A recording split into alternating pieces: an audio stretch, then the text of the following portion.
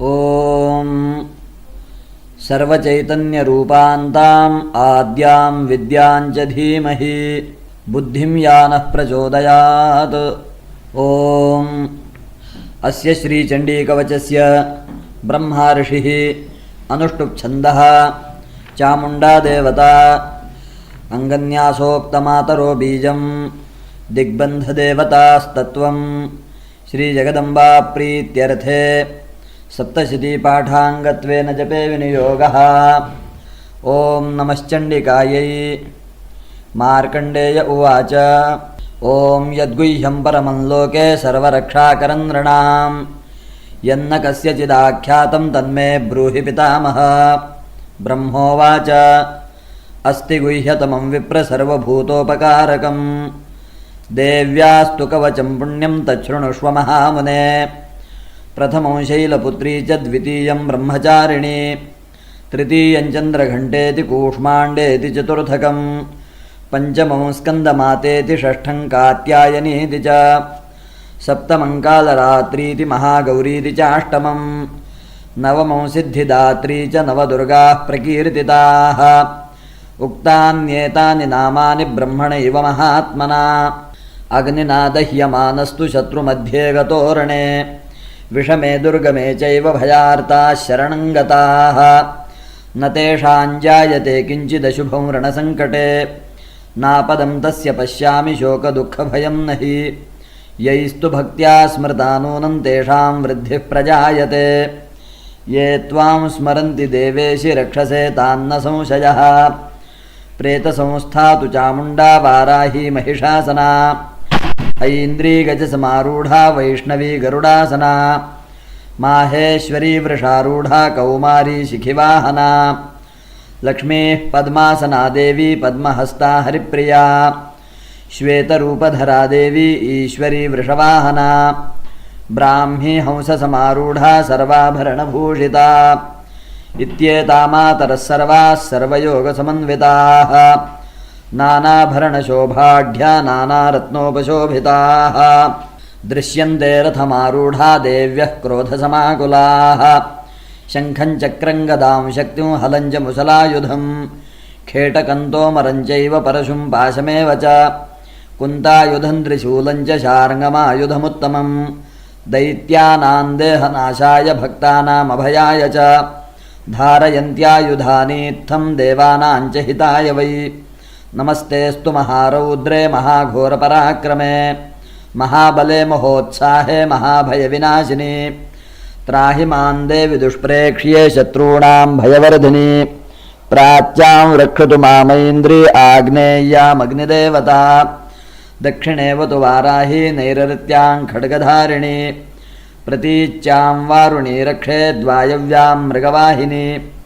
उदीच्यां पातु कौमारी ऐशान्यां शूलधारिणी ऊर्ध्वं ब्रह्माणि मे रक्षेदधस्ताद्वैष्णवी तथा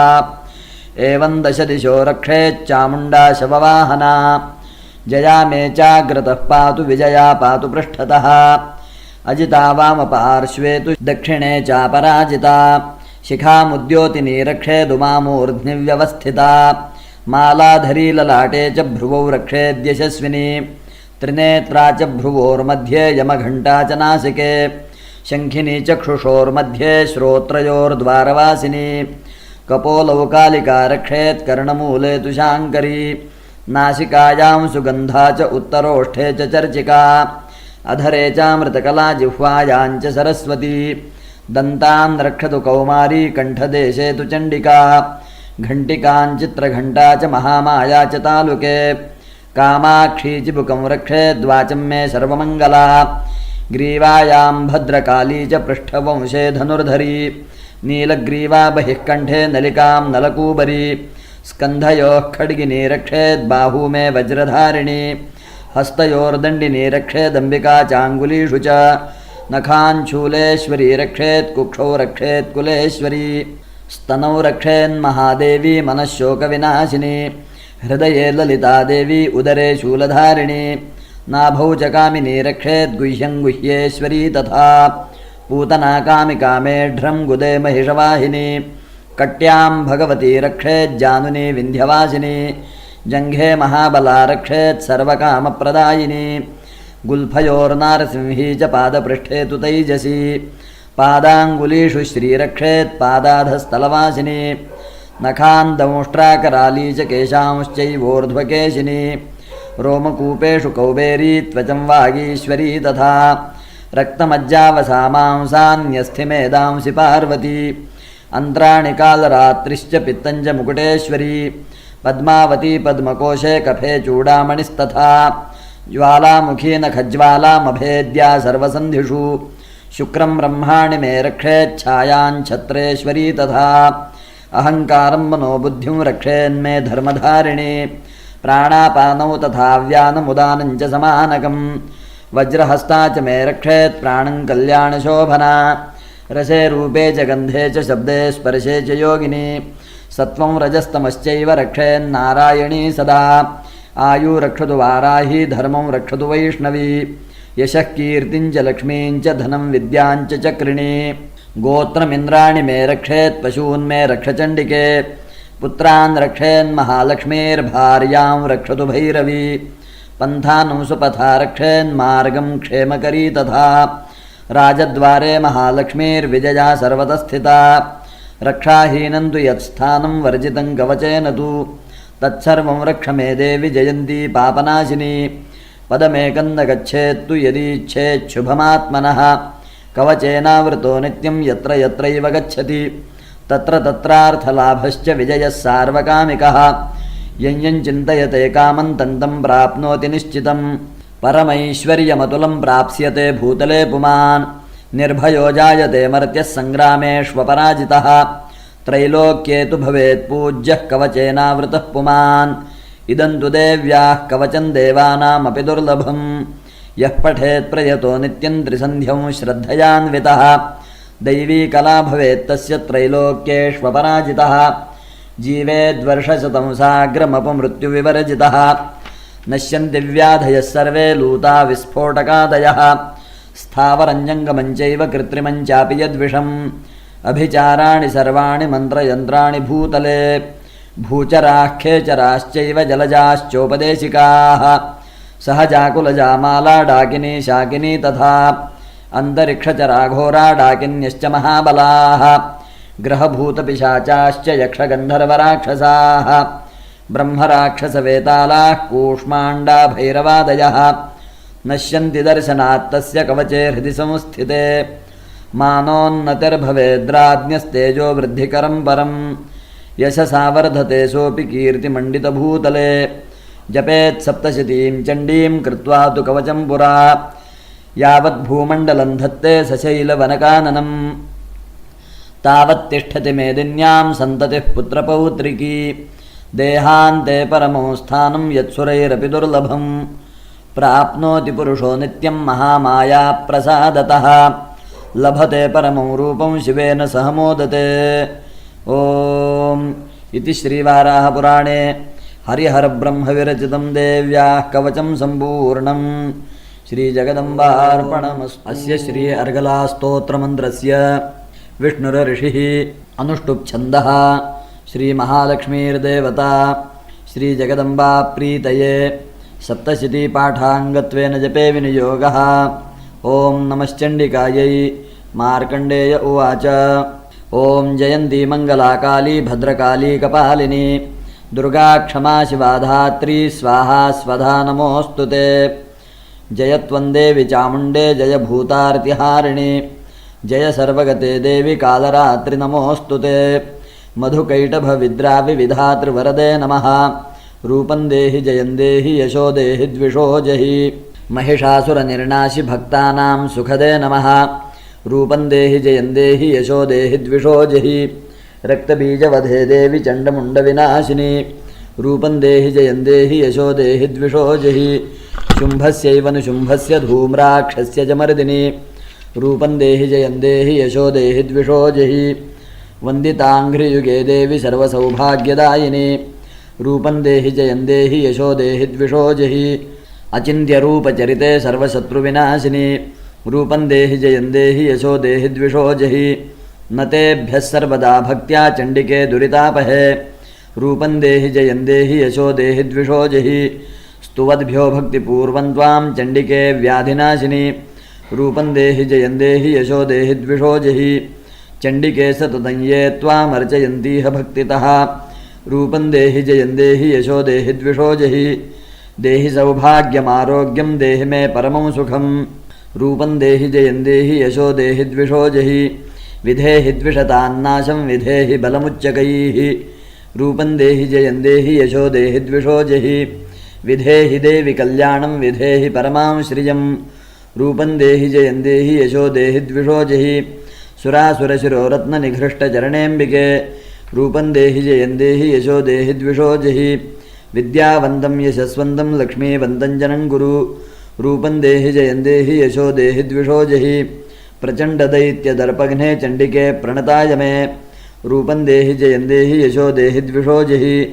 चतुर्भुजे चतुर्वक्त्रसंस्तुते परमेश्वरी रूपं देहि जयं देहि यशो देहि द्विषो जहि कृष्णेन संस्तुते देवि शश्वतभक्त्या सदाम्बिके रूपं देहि जयं देहि यशो देहि द्विषो जहि हिमाचलसुतानाथ संस्तुते परमेश्वरी रूपं देहि जयं देहि यशो देहि द्विषो जहि इन्द्राणीपतिसद्भावपूजिते परमेश्वरी रूपं देहि जयं देहि यशो देहि द्विषो जहि देवि प्रचण्डदोर्दण्डदैत्यदर्पविनाशिनी रूपं देहि जयं देहि यशो देहि द्विषो जहि देवि भक्तजनोद्दामदत्तानन्दोदयेऽम्बिके रूपं देहि जयं देहि यशो देहि द्विषो जहि पत्नीं मनोरमां देहि मनोवृत्तानुसारिणीं तारिणीं दुर्गसंसारसागरस्य कुलोद्भवाम् इदं स्तोत्रं पठित्वा तु महास्तोत्रं पठेन्नरः स तु सप्तशतीसङ्ख्यावरमाप्नोति सम्पदाम् मार्कण्डेयपुराणे देव्याः अर्गलास्तोत्रं सम्पूर्णम् श्रीजगदम्बार्पणम् अस्य श्रीकीलकमन्त्रस्य शिवऋषिः अनुष्टुप्छन्दः श्रीमहासरस्वतीदेवता श्रीजगदम्बा प्रीत्यर्थं सप्तशतीपाठाङ्गत्वेन जपे विनियोगः ॐ नमश्चण्डिकायै मार्कण्डेय उवाच ॐ विशुद्धज्ञानदेहाय त्रिवेदी दिव्यचक्षुषे श्रेयः प्राप्तिनिमित्ताय नमः सोमार्धधारिणे सर्वमेतद्विजानीयान् मन्त्राणामभिकीलकम् सोऽपि क्षेममवाप्नोति सततं जाप्य तत्परः सिद्ध्यन्त्युच्चाटनादीनि वस्तूनि सकलान्यपि एतेन स्तुवतां देवी स्तोत्रमात्रेण सिद्ध्यति न मन्त्रो नौषधं तत्र न किञ्चिदपि विद्यते विना जाप्येन सिद्ध्येत सर्वमुच्चाटनादिकं समग्राण्यपि सिद्ध्यन्ति लोकशङ्कामिमां हरः कृत्वा निमन्त्रयामास सर्वमेवमिदं शुभं स्तोत्रं वै चण्डिकायास्तु तच्च गुप्तं चकारसः समाप्तिर्न च पुण्यस्य तां यथा वन्नियन्त्रणां सोऽपि क्षेममवाप्नोति सर्वमेवं न संशयः कृष्णायां वा चतुर्दश्यामष्टम्यां वा समाहितः ददाति प्रतिगृह्णाति नान्यथैषा प्रसीदति इत्थं रूपेण कीलेन महादेवेन कीलितं यो निष्कीलां विधायैनां नित्यं जपति संस्फुटं स सिद्धः स गणः सोऽपि गन्धर्वो जायते नरः न चैवाप्यटतस्तस्य भयं क्वापीह जायते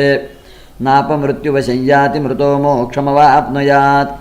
ज्ञात्वा प्रारभ्य कुर्वीत न कुर्वाणो विनश्यति ततो ज्ञात्वैव सम्पन्नमिदं प्रारभ्यते बुधैः सौभाग्यादि च यत्किञ्चिद्दृश्यते ललनाजने तत्सर्वं तत्प्रसादेन तेन जाप्यमिदं शुभं शनैस्तु जप्यमानेऽस्मिन् स्तोत्रे सम्पत्तिरुच्चकैः भवत्येव समग्रापि ततः प्रारभ्यमेव तत् ऐश्वर्यं यत्प्रसादेन सौभाग्यारोग्यसम्पदः शत्रुहानिः परो मोक्षस्तूयते सानकिञ्जनैः भगवत्याः कीलकस्तोत्रं सम्पूर्णम् श्रीजगदम्बार्पणमस्तु ॐ रात्रीत्याद्यष्टर्चस्य सूक्तस्य कुशिकः सौभरो रात्रिर्वा भारद्वाजो ऋषिः रात्रिर्देवता गायत्री छन्दः देवी माहात्म्यपाठे विनियोगः ॐ रात्रिव्यख्यदायति पुरुत्रा देव्या अक्षभिः विश्वा अधिश्रियोधिता ओर्वप्रा अमर्त्या निवतो देव्यू उद्वतः ज्योतिषा बाधते तमः निरुस्वसारमस्कृतोषसं देव्यायति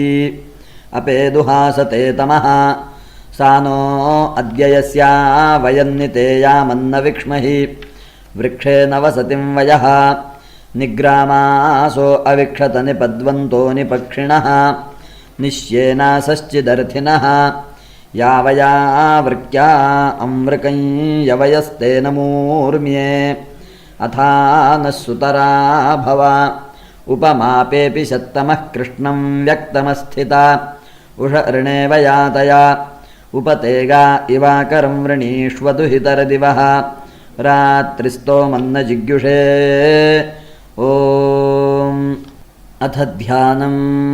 खड्गं चक्रगदेषु चापपरिघान् शूलं भुशुण्डीं शिरः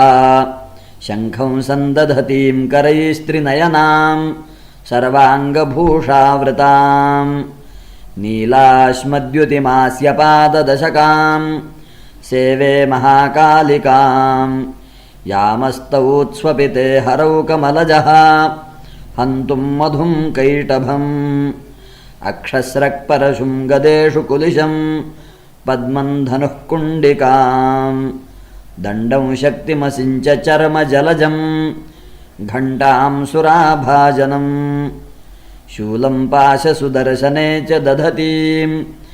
हस्तैः प्रसन्नाननां सेवे सैरिभमर्दिनीमिह लक्ष्मीं सरोजस्थितां घण्टाशूलहलानि शङ्खमुसले चक्रं धनुस्सायकं हस्ताब्जैर्दधतीं घनान्तविलसत् शीतांशुतुल्यप्रभां गौरीदेहसमुद्भवान्त्रिजगताम् आधारभूतां महा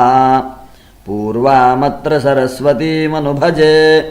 शुम्भादिदैत्यार्दिनीम् ॐ मां माले महामाये सर्वशक्तिस्वरूपिणि चतुर्वर्गस्त्वयि न्यस्तस्तस्मान्मे सिद्धिदा भव अविघ्नं कुरु माले त्वं गृह्णामि दक्षिणे करे जपकाले च सिद्ध्यर्थं प्रसीद मम सिद्धये ॐ अक्षमालाधिपतये सुसिद्धिं देहि देहि सर्वमन्त्रार्थसाधिनि साधय साधय सर्वसिद्धिं परिकल्पय परिकल्पय मे स्वाहा अथ ध्यानं विद्युद्दामसमप्रभां मृगपतिस्कन्धस्थितां भीषणां कन्याभिः करवालखेटविलसद्धस्ताभिरासेवितां हस्तैश्चक्रगदाशिखेटविशिखांश्चापङ्गुणन्तर्जनीं बिभ्राणामनलात्मिकां शशिधरां दुर्गां त्रिनेत्रां भजे नमश्चण्डिकायै ॐ ऐं मार्कण्डेय उवाच सावर्णिस्सूर्यतनयो यो मनुः कथ्यतेष्टमः निशामय तदुत्पत्तिं विस्तराद्गदतो मम महामायानुभावेन यथा मन्वन्तराधिपः स बभूव महाभागः सावर्णिस्तनयो रवेः स्वारोचिषेऽन्तरे पूर्वं चैत्रवंशसमुद्भवः सुरथो नाम राजाभूत् समस्ते क्षितिमण्डले तस्य पालयतः सम्यक् प्रजाः पुत्रानि वौरसान् बभूवुः शत्रवो भूपाः कोला विध्वंसिनस्तदा तस्य तैरभवद्युद्धमतिप्रबलदण्डिनः न्यूनैरपि सतैर्युद्धे कोला विध्वंसिभिर्जितः ततः स्वपुरमायातो निजदेशाधिपोऽभवत् आक्रान्तः स महाभागस्तैस्तदा प्रबलारिभिः अमात्यैर्बलिभिर्दुष्टैर्दुर्बलस्य दुरात्मभिः कोशो बलञ्चापहृतं तत्रापि स्वपुरे ततः ततो मृगया व्याजेन हृतस्वाम्यः स भूपतिः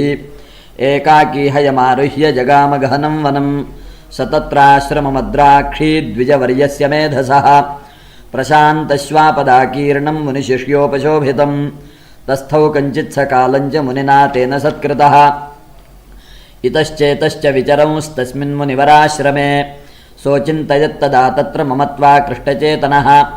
मत्पूर्वैः पालितं पूर्वं मया हीनं पुरं हि तत्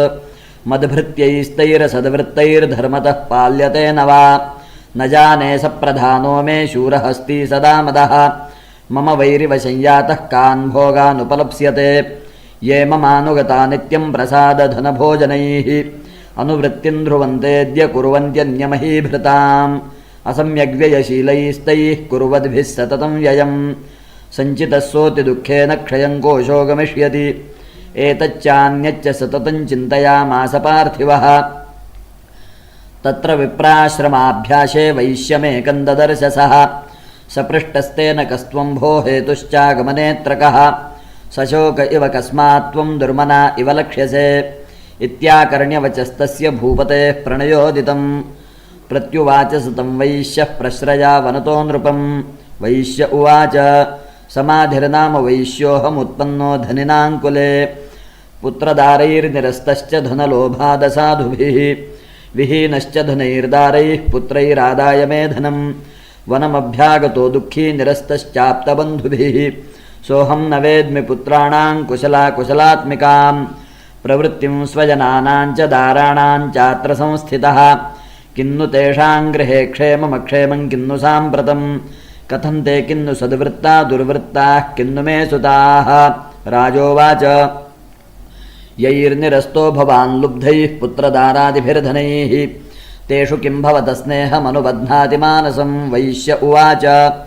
एवमेतद्यथा प्राह भवान् अस्मद्गतं वचः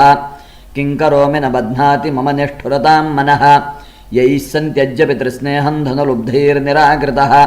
पतिस्वजनहार्दं च हार्दितेष्वेव मे मनः किमेतन्नाभिजानामि जानन्नपि महामते यत्प्रेमप्रवणं चित्तं विगुणेष्वपि बन्धुषु तेषां कृते मे निःश्वासो दौर्मनस्यञ्च जायते करोमि किञ्यन्न मनस्तेष्वप्रीतिषु निष्ठुरं मार्कण्डेय उवाच ततस्तौ सहितौ विप्रतं मुनिं समुपस्थितौ समाधिर्नाम वैश्योऽसौ स च पार्थिवसत्तमः कृत्वा तु तौ यथा न्यायं यथार्हन्तेन संविदम् उपविष्टौ कथाः काश्चिच्चक्रतुर्वैश्यपार्थिवौ राजोवाच भगवंस्त्वामहं प्रष्टुमिच्छाम्येकं वदस्व तत् दुःखाय यन्मे मनसः स्वचित्ता यत्ततां विना मम त्वङ्गतराज्यस्य राज्याङ्गेष्वखिलेष्वपि जानतोऽपि यथाज्ञस्य किमेतन्मुनिसत्तम अयं च निकृतः पुत्रैर्दारैर्भृत्यैस्तथोज्झितः स्वजनेन च सन्त्यक्तस्तेषु हार्दी तथाप्यति एवमेष तथाहं च द्वावप्यत्यन्तदुःखितौ दृष्टदोषेऽपि विषये मम त्वाकृष्टमानसौ तत्किमेतन्महाभाग यन्मोहो ज्ञानिनोरपि ममास्य च भवत्येषा विवेकान्धस्य मूढता ऋषिरुवाच ज्ञानमस्ति समस्तस्य जन्तोर्विषयगोचरे विषयश्च महाभाग याति चैवं पृथक् पृथक् दिवान्धाः प्राणिनः केचिद्रात्रावन्धास्तथा परे केचिद्दिवा तथा रात्रौ प्राणिनस्तुल्यदृष्टयः ज्ञानिनो मनुजाः सत्यं किन्तु ते न हि केवलं यतो हि ज्ञानिनः सर्वे पशुपक्षिमृगादयः ज्ञानं च तन्मनुष्याणां यत्तेषां मृगपक्षिणां मनुष्याणां च यत्तेषां तुल्यमन्यत्तथोभयोः ज्ञानेऽपि सति पश्यैतान् पतङ्गान् छावचञ्जुषु कणमोक्षादृतान् मोहात् पीड्यमानानपि क्षुधा मानुषामनुजव्याघ्रसाभिलाषाः सुतान् प्रति लोभात् प्रत्युपकाराय नन्वेतान् किन्न पश्यसि तथापि मम तावर्ते मोहगर्ते निपातिताः महामायाप्रभावेण संसारस्थितिकारिणा तन्नात्र विस्मयः कार्यो योगनिद्रा जगत्पतेः महामाया हरेश्चैषा तया सम्मोह्यते जगत् ज्ञानिनामपि चेतांसि देवी भगवती हि सा बलादाकृष्य मोहाय महामाया प्रयच्छति तया विसृज्यते विश्वं जगदेतच्चराचरं सैषा प्रसन्ना वरदा नृणां भवति मुक्तये सा विद्या परमा मुक्तेर्हेतुभूता सनातनी संसारबन्धे हेतुश्च सैव सर्वेश्वरेश्वरी राजोवाच भगवन् का हि सा देवी महामायेति यां भवान् ब्रवीति कथमुत्पन्ना सा कर्मास्याश्च किन्विज यत्प्रभावा च सा देवी यत्स्वरूपा यदुद्भवा तत्सर्वं श्रोतुमिच्छामि त्वत्तो ब्रह्मविदां वर ऋषिरुवाच नित्यैव सा जगन्मूर्तिस्तया सर्वमिदं ततं तथापि तत्समुत्पत्तिर्बहुधा श्रूयतां मम देवानां कार्यसिद्ध्यर्थमाविर्भवति सा यदा उत्पन्नेति तदा लोके सा नित्याप्यभिधीयते योगनिद्रां यदा विष्णुर्जगत्येकार्णवीकृते आस्तीर्यशेषमभजत्कल्पान्ते भगवान् प्रभुः तदा द्वावसुरौ घोरौ विख्यातौ मधुकैटभौ विष्णुकर्णमलोद्भूतौ हन्तुं ब्रह्माणमुद्यतौ सनाभिकमले विष्णो स्थितो ब्रह्मा प्रजापतिः दृष्ट्वा तावसुरौ चोग्रौ प्रसुप्तञ्च जनार्दनं तुष्टावयोगनिद्रान्तामेकाग्रहृदयस्थितः विबोधनार्थाय हरेर्हरिनेत्रकृतालयां विश्वेश्वरीं जगत् एवं स्तुता तदा देवी तामसी तत्र वेधसा विष्णोः प्रबोधनार्थाय निहन्तुं मधुकैटभौ नेत्रास्य नासिका बाहुहृदयेभ्यस्तथो रसः निर्गम्य दर्शने तस्थौ ब्रह्मणो व्यक्तजन्मनः उत्तस्थौ च जगन्नाथस्तया मुक्तो जनार्दनः एकार्णवे हि शयनात् ततः स ददृशे च तौ मधुकैटभौ दुरात्मानावतिवीर्यपराक्रमौ क्रोधरक्ते क्षणावत्तुं ब्रह्माणं जनितोद्यमौ समुत्थाय ततस्ताभ्यां युयुधे भगवान् हरिः पञ्चवर्षसहस्राणि बाहुप्रहरणो विभुः तावप्यतिबलोन्मत्तौ महामायाविमोहितौ उक्तवन्तौ वरोस्मत्तो व्रियतामिति केशवम् श्रीभगवानुवाच भवेतामद्य मे तुष्टौ मम वध्यावुभावपि किमन्येन वरेणात्र एतावद्धिवृतं मम ऋषिरुवाच वञ्चिताभ्यामिति तदा सर्वमापोमयं जगत्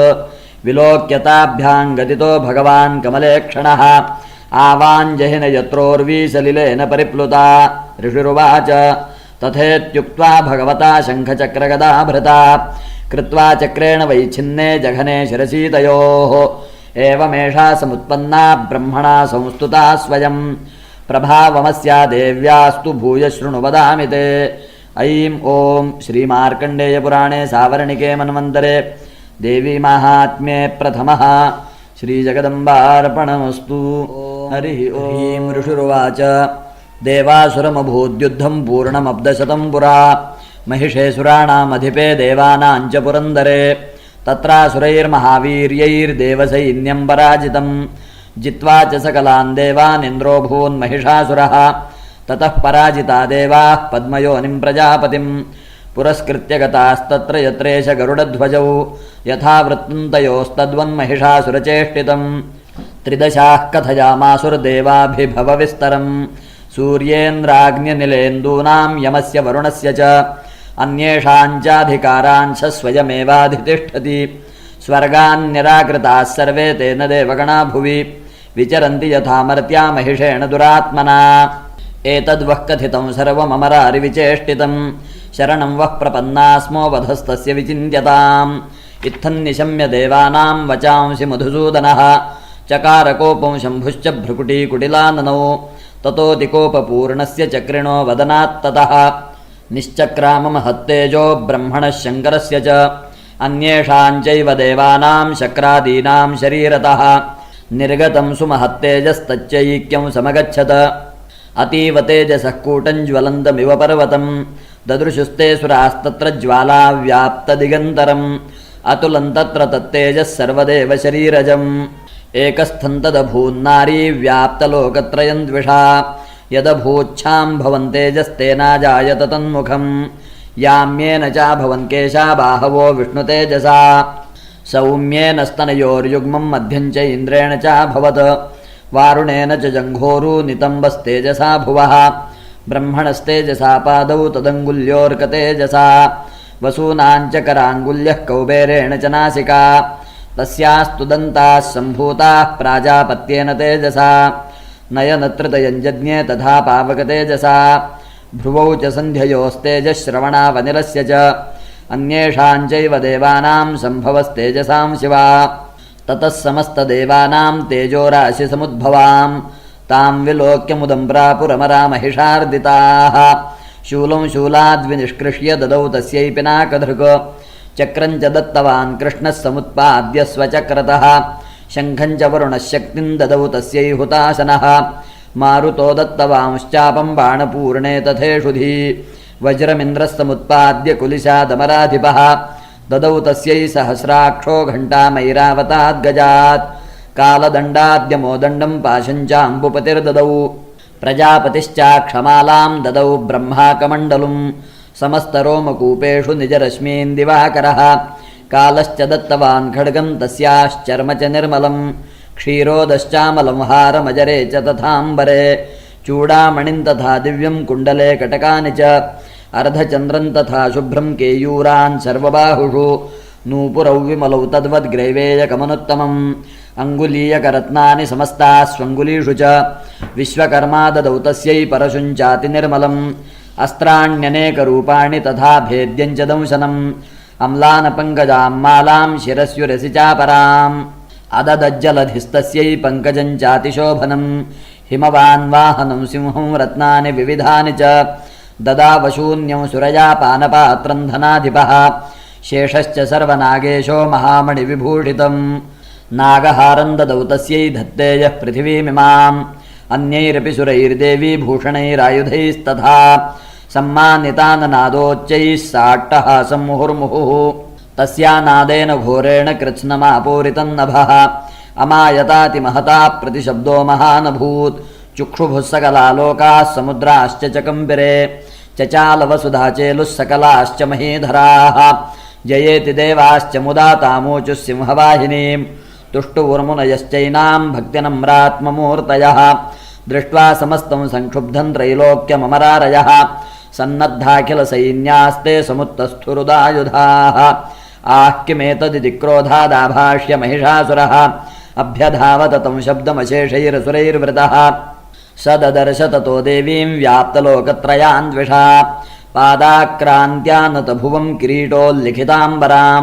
क्षोभिताशेषपातालां धनुर्ज्या निस्वनेन तां दिशो भुजसहस्रेण समन्ताद्व्याप्य संस्थितां ततः प्रववृते युद्धं तया देव्यासुरद्विषां शस्त्रास्त्रैर्बहुधा मुक्तैरादीपितदिगन्तरं महिषासुरसेनानीश्चिक्षुराख्यो महासुरः युयुधे चामरश्चान्यैश्चतुरङ्गबलान्वितः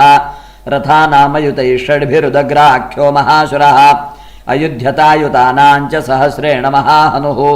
50 नियुतैरसिलो मा महासुरः अयुतानां शतैः षड्भिर्बाष्कलो युयुधेरणे गजवाजिसहस्रौघैरनेकैः परिवारितः वृतो रथानां कोट्या च युद्धे तस्मिन्नयुध्यत बिडालाख्यो युतानां च 50 युयुधे संयुगे तत्र रथानां परिवारितः अन्ये च तत्रायुतशो रथनागहयैर्वृताः युयुधुः संयुगे देव्या सह तत्र महासुराः कोटिकोटिसहस्रैस्तु रथानां दन्तिनां तथा हयानां च वृतो युद्धे तत्राभून्महिषासुरः तोमरैर्भिन्दिपालैश्च शक्तिभिर्मुसलैस्तथा युयुधुः संयुगे देव्या खड्गैः परशुपट्टिशैः केचिच्च चिक्षिपुःशक्तिः केचित् पाशांस्तथा परे देवीं खड्गप्रहारैस्तु ते तां हन्तुं प्रचक्रमुः सापि देवी ततस्तानि शस्त्राण्यस्त्राणि चण्डिका लीलयैव प्रचिच्छेद निजशस्त्रास्त्रवर्षिणी अनायस्तानना देवी स्तूयमानासुरर्षिभिः मुमोचासुरदेहेषु शस्त्राण्यस्त्राणि चेश्वरी सोऽपि क्रुद्धोद्धुतसटो देव्या वाहनकेसरी चचारासुरसैन्येषु वनेष्वि बहुताशिनः निःश्वासान्मुमुचेयांश्च युध्यमानारणेऽम्बिका त एव सद्यः सम्भूता गणाः शतसहस्रशः युयुधुस्ते परशुभिर्भिन्दिपालासि पट्टिशैः नाशयन्तो सुरगणान् देवी शक्त्युपबृंहिताः अवादयन्तपटहान् गणाः शङ्खांस्तथा परे मृदङ्गांश्च तथैवान्ये तस्मिन् युद्धमहोत्सवे ततो देवी त्रिशूलेन गदया शक्तिवृष्टिभिः खड्गादिभिश्च शतशो निजघानमहासुरान् पातयामास चैवान्यान् घण्टास्वनविमोहितान् असुरान् भुवि पाशेन बद्ध्वा चान्यानकर्षयत् केचिद्विधा कृतास्तीक्ष्णैः खड्गपातैस्तथा परे विपोथिता निपातेन गदया भुवि शेरते वेमुश्च केचिद्रुधिरं मुसलेन भृशंहताः केचिन्निपतिता भूमौ भिन्नाः शूलेन वक्षसि निरन्तराः शरौघेण कृताः केचिद्रणाजिरे श्येनानुकारिणः प्राणान् मुमुचुस्त्रिदशार्दनाः केषाञ्चिद्बाहवश्छिन्नाश्छिन्नग्रीवास्तथा परे शिरांसि पेतुरन्येषामन्ये मध्ये विदारिताः विच्छिन्नजङ्घास्त्वपरे पेतुरुर्व्यां महासुराः एकबाह्वक्षचरणाः केचिद्देव्या द्विधा कृताः छिन्नेऽपि चान्ये शिरसि पतिताः पुनरुत्थिताः कबन्धायुयुधुर्देव्या गृहीतपरमायुधाः ननृतुश्चापरे तत्र युद्धे तूर्यलयाश्रिताः कबन्धाश्छिन्नशिरसः खड्गशक्तिरिष्टिपाणयः तिष्ठ तिष्ठेति भाषन्तो देवी मन्ये महासुराः पातितैरथ नागाश्वैरसुरैश्च वसुन्धरा अगम्यासा भवत्तत्र यत्राभूत् समहारणः शोणितौघा महानद्यः सद्यस्तत्र प्रसुश्रुवुः मध्ये चासुरसैन्यस्य वारणासुरवाजिनां क्षणेन तन्महासैन्यमसुराणां तथाम्बिका निन्ये क्षयं यथा वह्निस्तृणदारुमहाचयं स च सिंहो महानादमुत्सृजन् धृतकेसरः शरीरेभ्यो मरारीणामसूनिव विचिन्वति देव्या गणैश्च तैस्तत्र कृतं युद्धं महासुरैः यथैषां तु दुषुर्देवाः पुष्पवृष्टिमुचो दिवि। ॐ श्रीमार्कण्डेयपुराणे सावर्णिके मन्वन्तरे देवी माहात्म्ये द्वितीयः। श्रीजगदम्बार्वाच निहन्यमानं तत्सैन्यमवलोक्य महासुरः सेनानीश्चिक्षुरः कोपाद्ययौ योद्धुमथाम्बिकां स देवीं शरवर्षेण ववर्ष समरे सुरः यथा मेरुगिरे शृङ्गन्तोयवर्षेण तोयदः तस्य छित्त्वा ततो देवी लीलयैव शरोत्करान् जघानतुरगान् बाणैर्यन्तारं चैव वाजिनां चिच्छेद च धनुः सद्यो ध्वजं चातिसमुच्छ्रितं विव्याध चैव गात्रेषु छिन्नधन्वानमाशुगैः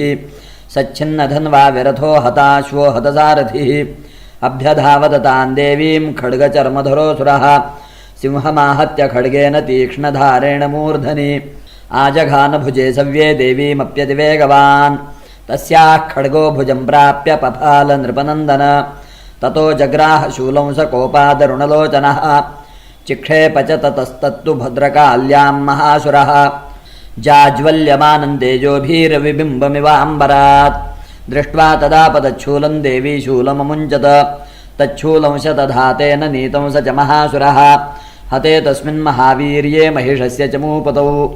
आजगामगजारूढश्चामरस्त्रिदशार्दनः सोऽपि शक्तिं मुमोचाथ देव्यास्तामम्बिकाद्रुतं हुङ्काराभिहतां भूमौ पातयामास निष्प्रभां भग्नां शक्तिं निपतितान् दृष्ट्वा क्रोधसमन्वितः चिक्षेपचामरशूलं बाणैस्तदभिसाच्छिनत् ततः सिंहः समुत्पत्य गजकुम्भान्तरे स्थितः बाहुयुद्धेन युयुधे तेनोच्चैस्त्रिदशारिणा युध्यमानौ ततस्तौ तु तस्मान्नागान्महीं गतौ युयुधातेति संरब्धौ प्रहारैरतिदारुणैः ततो वेगात्खमुत्पत्य निपत्य च मृगारिणा करप्रहारेण शिरश्चामरस्य पृथक् कृतम् उदग्रस्य रणे देव्या शिलावृक्षादिभिर्हतः दन्तमुष्टितलैश्चैव करालश्च निपातितः देवी क्रुद्धा गदापातैश्चूर्णयामास चोद्धतम् बाष्कलं भिन्दिपालेन बाणैस्ताम्रं तथान्धकम् उग्रास्यमुग्रवीर्यं च तथैव च महाहनुं त्रिनेत्रा च त्रिशूलेन जघान परमेश्वरी बिडालस्यासिनाकायात् पातयामास वै शिरः दुर्धरं दुर्मुखं चोभौ शरैर्निन्येयमक्षयम् एवं संक्षीयमाणे तु स्वसैन्ये महिषासुरः माहिषेण स्वरूपेण त्रासयामास तान् गणान् कांश्चित्तुण्डप्रहारेण खुरक्षेपैस्तथा परान् लाङ्गूलताडितांश्चान्यान् शृङ्गाभ्यां च विदारितान् वेगेन कांश्चिदपरान्नादेन भ्रमणेन च निःश्वासपवनेनान्यान् पातयामास भूतले निपात्य प्रमथानीकमभ्यधावत सोऽसुरः सिंहं हन्तुं महादेव्याः कोपं चक्रे ततोऽम्बिका सोऽपि कोपान् महावीर्यः खुरक्षुण्णमहीतलः शृङ्गाभ्यां पर्वतानुच्चांश्चिक्षेप च ननाद च वेगभ्रमणविक्षुण्णा महीतस्य व्यशीर्यत लाङ्गूलेनाहतश्चाब्धिः प्लावयामास सर्वतः धुतशृङ्गविभिन्नाश्च खण्डं खण्डं ययुर्घनाः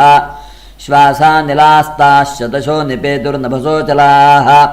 इति क्रोधसमाधमातमापतन्तं महासुरं दृष्ट्वा सा चण्डिका कोपं तद्वधाय तदाकरोत् सा क्षिप्त्वा तस्य वैपाशं तं बबन्ध महासुरं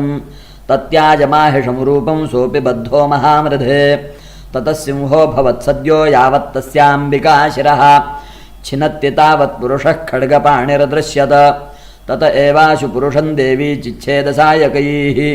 तं खड्गचर्मणा सार्धं ततः सोऽभून्महागजः करेण च महासिंहं तञ्च कर्षजगर्ज च कर्षतस्तु करं देवी खड्गेन निरकृन्तत ततो महासुरो भूयो माहिषं वपुरा स्थितः तथैव क्षोभयामास त्रैलोक्यं सचराचरम् ततः क्रुद्धा जगन्माता चण्डिका पानमुत्तमं पपौ पुनः पुनश्चैव जहासारुणलोचना ननर्दचासुरसोऽपि बलवीर्यमदोद्धतः विषाणाभ्याञ्च चिक्षेप चण्डिकां प्रतिभूधरान् सा च तान् प्रहितांस्तेन चूर्णयन्ती शरोत्करैः उवाच तं मदोद्धूतमुखरागाकुलाक्षरं श्रीदेव्युवाच गर्ज गर्जक्षणं मूढमधु यावत् पिबाम्यहं मया त्वयि हतेऽत्रैव गर्जिष्यन्त्याशु देवताः ऋषिरुवाच एवमुक्त्वा समुत्पत्य सारूढा तं महासुरं पादेनाक्रम्य कण्ठे च शूलेनैनमताडयत् ततः सोऽपि पदाक्रान्तस्तया निजमुखात् ततः अर्धनिष्क्रान्त एवासीद्देव्या वीर्येण संवृतः अर्धनिष्क्रान्त एवासौ युध्यमानो महासुरः तया महासिना देव्या शिरश्छित्त्वा निपातितः ततो हाहाकृतं सर्वं दैत्यसैन्यन्ननाशतत् प्रहर्षं च परञ्जग्मुः सकला देवतागणाः तुष्टुस्तां सुरा देवीं सह दिव्यैर्महर्षिभिः जगुर्गन्धर्वपतयो ननृतुश्चाप्सरोगणाः मार्कण्डेयपुराणे सावर्णिके मन्वन्तरे देवी माहात्म्ये तृतीयः श्रीजगदम्बार्षुरुवाच शक्रादयः सुरगणा निहतेति वीर्ये तस्मिन् दुरात्मनि सुरारिबले च देव्या तान् दुष्टुवुः प्रणतिनम्रशिरोधरां सा वाग्भिः प्रहर्षपुलकोद्गमचारुदेहाः देव्या यया ततमिदं जगदात्मशक्त्या निःशेषदेवगणशक्तिसमूहमूर्त्या तामम्बिकामखिलदेवमहर्षिपूज्यां भक्त्या नता स्म विदधातु शुभानि सानः यस्याः प्रभावमतुलं भगवाननन्तो ब्रह्माहरश्च न हि वक्तुमलं बलं च सा चण्डिकाखिलजगत्परिपालनाय नाशाय चाशुभभयस्य मतिं करोतु या श्रीस्वयं सुकृतिनां भवनेष्वलक्ष्मीः पापात्मनां कृतधियां हृदयेषु बुद्धिः श्रद्धा सताङ्कुलजनप्रभवस्य लज्जातान् त्वान्नता स्म परिपालय देवि विश्वम् किं वर्णयाम तव रूपमचिन्त्यमेतत् किञ्चातिवीर्यमसुरक्षयकारि भूरि किञ्चाहवेषु चरितानि तवाद्भुतानि सर्वेषु देव्यसुरदेवगणादिकेषु हेतुः समस्तजगतां त्रिगुणापि दोषैर्न ज्ञायसे हरिहरादिभिरप्यपारा सर्वाश्रयाखिलमिदं जगदंशभूतमव्याकृता हि परमा प्रकृतिस्त्वमाद्या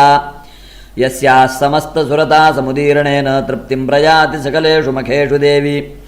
स्वाहा शिवै पितृगणस्य च तृप्तिहेतुरुच्चार्यसे त्वमत एव जनैः स्वधा च या मुक्तिहेतुरविचिन्त्य महाव्रता त्वमभ्यस्यसे सुनियतेन्द्रियतत्त्वसारैः मोक्षार्थिभिर्मुनिभिरस्तसमस्तदोषैर्विद्यासि सा भगवती परमा हि देवी शब्दात्मिका सुविमलर्घ्यजुषान्निधानमुद्गीतरम्यपदपाठवतां च साम्नां देवी त्रयी भगवती भवभावनाय वार्ता च सर्वजगतां परमार्तिहन्त्री मेधासि देवि विदिताखिलशास्त्रसारा दुर्गासि दुर्गभवसागरनौरसङ्गा श्रीः कैटभारिहृदयैककृताधिवासा गौरी त्वमेव शशमौलिकृतप्रतिष्ठा ईषत्सहासममलं परिपूर्णचन्द्रबिम्बानुकारिकनकोत्तमकान्तिकान्तम् अत्यद्भुतं प्रहृतमात्तरुषा तथापि वक्त्रं विलोक्य सहसा महिषातुरेण दृष्ट्वा तु देवि कुपितं भ्रुकुटीकरालमुद्यच्छशाङ्कसदृशच्छवियन्न सद्यः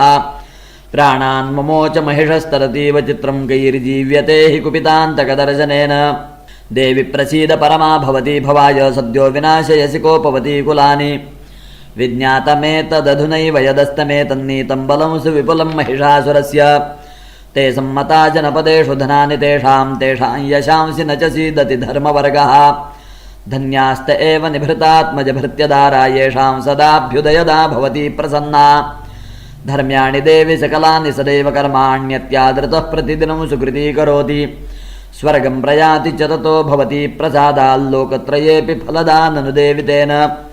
दुर्गे स्मृता हरसि भीतिमशेषजन्तो स्वस्थैः स्मृता मतिमतीव शुभान् ददासि दारिद्र्यदुःखभयहारिणिका त्वदन्या सर्वोपकारकरणाय सदार्द्रचित्ता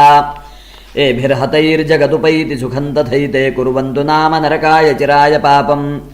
सङ्ग्राममृत्युमधिगम्य दिवं प्रयान्तु मत्वेति नूनमहितान् विनिहंसि देवी दृष्ट्वैव किन्न भवती प्रकरोति भस्म सर्वासुरान् ऋषु यत्प्रहिणोषि शस्त्रम् लोकान् प्रयान्तु रिपवोऽपि हि शस्त्रपूता इत्थं मतिर्भवति तेष्वपितेति साध्वी खड्गप्रभानिकरविस्फुरणैस्तथोग्रैः शूलाग्रकान्तिनिवहेन दृशोऽसुराणाम् यन्नागता विलयमौषुमदिन्दुखण्डयोग्याननन्तमविलोकयतान्तदेतत् दुर्वृत्तवृत्तशमनं तव देवि शीलं रूपं तथैतदविचिन्त्यमतुल्यमन्यैः वीर्यं च हन्त्रिहृतदेव पराक्रमाणां वैरिष्वपि प्रकटितैव दया त्वयेत्थम् केनोपमा भवतु तेस्य पराक्रमस्य रूपं च शत्रुभयकार्यतिहारि कुत्र चित्ते कृपा समरनिष्ठुरता च दृष्टा त्वय्येव देवि वरदे भुवनत्रयेऽपि त्रैलोक्यमेतदखिलं रिपुनाशनेन त्रातं त्वया समरमूर्धनितेऽपि हत्वा नीतादिवं रिपुगणाभयमप्यपास्तमस्माकमुन्मदसुरारिभवन्नमस्ते शूलेन पाहि नो देवि पाहि खड्गेन चाम्बिके घण्टास्वनेन नः पाहि चापज्जानिस्वनेन च प्राच्यां रक्षप्रतीच्यां च चण्डिके रक्षदक्षिणे ब्राह्मणेनात्मशूलस्य उत्तरस्यान्तथेश्वरि सौम्यानि यानि रूपाणि त्रैलोक्ये विचरन्ति ते यानि चात्यर्थघोराणि तैरक्षास्मांस्तथा भुवम् खड्गशूलगदादीनि यानि चास्त्राणि तेऽम्बिके करपल्लवसङ्गीनि तैरस्मान् रक्ष सर्वतः ऋषिरुवाच एवं स्तुतासुरैर्दिव्यैः कुसुमैर्नन्दनोद्भवैः अर्चिता जगतान् धात्री तथा गन्धानुलेपनैः भक्त्या समस्तैस्त्रिदशैर्दिव्यैर्धूपैस्तु धूपिता प्राह प्रसादसुमुखी समस्तान् प्रणतान् सुरान् श्रीदेव्युवाच व्रियतां त्रिदशाः सर्वे यदस्मत्तोऽभिवाञ्छितं देवा ऊचुः भगवत्या कृतं सर्वं न किञ्चिदवशिष्यते यदयन्निहतः शत्रुरस्माकं महिषासुरः यदि चाप्यवरोधेयस्त्वयास्माकं महेश्वरी संस्मृता संस्मृता त्वन्नो हिंसेथाः परमापदः यश्च मर्त्यस्तवैरेभिस्त्वां स्तोष्यत्यमलानने तस्य वित्तर्धिविभवैर्धनदारादिसम्पदां वृद्धये स्मत्प्रसन्ना त्वं भवेथाः सर्वदाम्बिके ऋषिरुवाच इति प्रसादिता देवैर्जगतोऽर्थे तथात्मनः तथेत्युक्त्वा भद्रकाली बभूवान्तर्हिता नृप इत्येतत्कथितं भूपसम्भूता सा यथा पुरा देवी देवशरीरेभ्यो जगत्त्रयहितैषिणी पुनश्च गौरी देहाच्छा समुद्भूता यथा भवद वधाय दुष्टदैत्यानां तथा शुम्भनिशुम्भयोः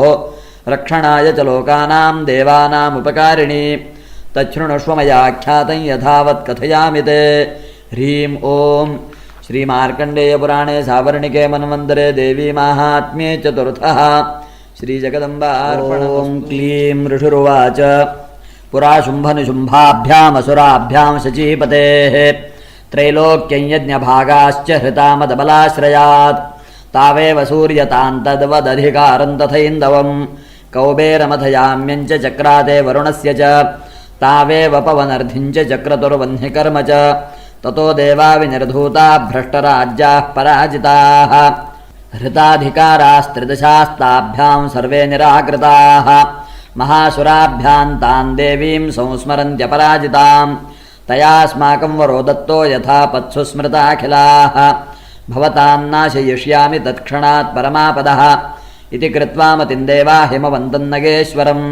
जग्मुस्तत्र ततो देवीं विष्णुमायां प्रतुष्टुवुः देवा ऊचुः नमो देव्यै महादेव्यै शिवायै सततं नमः नमः प्रकृत्यै भद्रायै नियताः प्रणता स्मतां रौद्रायै नमो नित्यायै गौर्यै धात्र्यै नमो नमः ज्योत्स्नायै चेन्दुरूपिण्यै सुखायै सततं नमः कल्याण्यै प्रणतां वृद्ध्यै सिद्ध्यै कूर्म्यै नमो नमः नैरृत्यै भूभृतां लक्ष्म्यै सर्वाण्यै ते नमो नमः दुर्गायै दुर्गपारायै सारायै सर्वकारिण्यै ख्यात्यै तथैव कृष्णायै धूम्रायै सततं नमः अतिसौम्यातिरौद्रायै नतास्तस्यै नमो नमः नमो जगत्प्रतिष्ठायै देव्यै कृत्यै नमो नमः या देवी सर्वभूतेषु विष्णुमायेति शब्दिता नमस्तस्यै नमस्तस्यै नमस्तस्यै नमो नमः या देवी सर्वभूतेषु बुद्धिरूपेण संस्थिता नमस्तस्यै नमस्तस्यै नमस्तस्यै नमो नमः सर्वभूतेषु निद्रारूपेण संस्थिता नमस्तस्यै नमस्तस्यै नमस्तस्यै नमो नमः या देवी सर्वभूतेषु क्षुधारूपेण संस्थिता नमस्तस्यै नमस्तस्यै नमस्तस्यै नमो नमः या देवी सर्वभूतेषु छायारूपेण संस्थिता नमस्तस्यै नमस्तस्यै नमस्तस्यै नमो नमः। या देवी सर्वभूतेषु शक्तिरूपेण संस्थिता नमस्तस्यै नमस्तस्यै नमस्तस्यै नमो नमः। या देवी सर्वभूतेषु तृष्णारूपेण संस्थिता नमस्तस्यै नमस्तस्यै नमस्तस्यै नमो नमः। या देवी सर्वभूतेषु क्षान्तिरूपेण संस्थिता नमस्तस्यै नमस्तस्यै नमस्तस्यै नमो नमः। या देवी सर्वभूतेषु जातिरूपेण संस्थिता नमस्तस्यै नमस्तस्यै नमस्तस्यै नमो नमः। या देवी सर्वभूतेषु लज्जारूपेण संस्थिता नमस्तस्यै नमस्तस्यै नमस्तस्यै नमो नमः। या देवी सर्वभूतेषु शान्तिरूपेण संस्थिता नमस्तस्यै नमस्तस्यै नमस्तस्यै नमो नमः। या देवी सर्वभूतेषु श्रद्धारूपेण संस्थिता नमस्तस्यै नमस्तस्यै नमस्तस्यै नमो नमः। या देवी सर्वभूतेषु कान्तिरूपेण संस्थिता नमस्तस्यै नमस्तस्यै नमस्तस्यै नमो नमः। या देवी सर्वभूतेषु लक्ष्मीरूपेण संस्थिता नमस्तस्यै नमस्तस्यै नमस्तस्यै नमो नमः। या देवी सर्वभूतेषु वृत्तिरूपेण संस्थिता नमस्तस्यै नमस्तस्यै नमस्तस्यै नमो नमः। या देवी सर्वभूतेषु स्मृतिरूपेण संस्थिता नमस्तस्यै नमस्तस्यै नमस्तस्यै नमो नमः। या देवी सर्वभूतेषु दयारूपेण संस्थिता नमस्तस्यै नमस्तस्यै नमस्तस्यै नमो नमः। या देवी सर्वभूतेषु तुष्टिरूपेण संस्थिता नमस्तस्यै नमस्तस्यै नमस्तस्यै नमो नमः। या देवी सर्वभूतेषु मातृरूपेण संस्थिता नमस्तस्यै नमस्तस्यै नमस्तस्यै नमो नमः। या देवी सर्वभूतेषु भ्रान्तिरूपेण संस्थिता नमस्तस्यै नमस्तस्यै नमस्तस्यै नमो नमः। इन्द्रियाणामधिष्ठात्री भूतानां चाखिलेषु या भूतेषु सततं तस्यै व्याप्तिदेव्यै नमो नमः। चितिरूपेण या कृत्स्नमेतद्व्याप्य स्थिता जगत् नमस्तस्यै नमस्तस्यै नमस्तस्यै नमो नमः। स्तुतासुरैः पूर्वमभीष्टसंश्रयात् तथा सुरेन्द्रेण दिनेषु सेविता करोतु सा नः शुभेतुरीश्वरी शुभानि भद्राण्यभिहन्तु चापदः। या साम्प्रतञ्चोद्धतदैत्यतापितैरस्माभिरीशा च सुरैर्नमस्यते या च स्मृता तत्क्षणमेव हन्ति नः सर्वापदो भक्तिविनम्रमूर्तिभिः। ऋषिरुवाच एवं स्तवादियुक्तानां देवानां तत्र पार्वती स्नातुमभ्याययौ तो ये जाह्नव्या नृपनन्दन सा ब्रवीत्तान् सुरान् शुभ्रूर्भवद्भिस्तूयतेऽत्र का शरीरकोशतश्चास्याः समुद्भूता ब्रवीच्छिवा स्तोत्रं ममैतत्क्रियते शुम्भदैत्यनिराकृतैः देवैः समेतैः समरे निशुम्भेन पराजितैः शरीरकोशाद्यत्तस्याः पार्वत्या निःसृताम्बिका कौशिकेति समस्तेषु ततो लोकेषु गीयते तस्यां विनिर्गतायां तु कृष्णाभूत् सापि पार्वती कालिकेति समाख्याता हिमाचलकृताश्रया ततोऽम्बिकां परं रूपं बिभ्राणां सुमनोहरं ददर्श चण्डो मुण्डश्च भृत्यौ शुम्भनिशुम्भयोः ताभ्यां शुम्भाय चाख्याता अतीव सुमनोहरा काप्यास्ते स्त्री महाराज भासयन्ती हिमाचलं नैव तादृक्वचिद्रूपं दृष्टं केनचिदुत्तमं ज्ञायतां काप्यसौ देवी गृह्यतां चासुरेश्वर स्त्रीरत्नमति चार्वङ्गी द्योतयन्ती दिशस्त्विषा सा तु तिष्ठति दैत्येन्द्र तां भवान् द्रष्टुमर्हति यानि रत्नानि मणयो गजाश्वादीनि वै प्रभो त्रैलोक्ये तु समस्तानि साम्प्रतं भान्ति ते गृहे ऐरावतः समानीतो गजरत्नं पुरन्दरात् पारिजाततरुश्चायं तथैवोच्चैः श्रवाहयः विमानं हंससंयुक्तमेतत्तिष्ठति तेऽङ्गणे रत्नभूतमिहानीतं यदासीद्वेधसोद्भुतं निधिरेष महापद्मः समानीतो धनेश्वरात् किञ्जल्किनीं ददौ चाब्धिर्मालामम्लानपङ्कजां छत्रं देवारुणङ्गेः काञ्चनश्रावि तिष्ठति तथा यंस्यन्दनवरो यः पुरासीत् प्रजापतेः मृत्योरुत्क्रान्तिदानाम शक्तिरीशत्वया हृता पाशः सलिलराजस्य भ्रातुस्तव परिग्रहे निशुम्भस्याब्धिजाताश्च समस्ता रत्नजातयः वह्निरपि ददौ तुभ्यमग्निशौचे च वाससि एवं दैत्येन्द्ररत्नानि समस्तान्याहृतानि ते स्त्रीरत्नमेषा कल्याणी त्वया कस्मान्न गृह्यते ऋषिरुवाच निशम्येति वचः शुम्भः स तदा चण्डमुण्डयोः प्रेषयामास सुग्रीवं दूतं देव्या महासुरम् इति चेति च वक्तव्या सा गत्वा वचनान् मम यथा चाभ्येति सम्प्रीत्या तथा कार्यं त्वया लघु स तत्र गत्वा यत्रास्ते शैलोद्देशेति शोभने सा देवी तान् ततः प्राह सुलक्षणं मधुरया गिरा दूत उवाच देवि दैत्येश्वर शुम्भस्त्रैलोक्ये परमेश्वरः दूतोऽहं प्रेषितस्तेन त्वत्सकाशमिहागतः अव्याहताज्ञः सर्वासु यः सदा देवयोनिषु निर्जिताखिलदैत्यारिः स यदाह शृणुष्व तत् मम त्रैलोक्यमखिलं मम देवावशानुगाः यज्ञभागानहं सर्वानुपाश्नामि पृथक् पृथक् त्रैलोक्ये वररत्नानि मम वश्यान्यशेषतः तथैव गजरत्नं च हृत्वा देवेन्द्रवाहनं क्षीरोदमथनोद्भूतमश्वरत्नं ममामरैः उच्चैः श्रवससमुद्यं तत्प्रणिपत्य समर्पितं यानि चान्यानि देवेषु गन्धर्वेषु रगेषु च रत्नभूतानि भूतानि तानि मय्येव शोभने स्त्रीरत्नभूतान् त्वां देवि लोके मन्यामहे वयं सा त्वमस्मानुपागच्छ यतो रत्नभुजो वयं मां वा ममानुजं वापि निशुम्भमुरुविक्रमं भजत्वञ्चञ्चलापाङ्गि रत्नभूता शिवै यतः परमैश्वर्यमतुलं प्राप्स्यसे मत्परिग्रहात् एतद्बुद्ध्या समालोच्य मत्परिग्रहतां व्रज ऋषिरुवाच इत्युक्ता सा तदा देवी गम्भीरा अन्तस्मिता जगौ दुर्गा भगवती भद्रा ययेदं धार्यते जगत् श्रीदेव्युवाच सत्यमुक्तं त्वया नात्र मिथ्या किञ्चित् त्वयोदितं त्रैलोक्याधिपतिः शुम्भो निशुम्भश्चापि तादृशः किन्त्वत्र यत्प्रतिज्ञातं मिथ्या तत्क्रियते कथं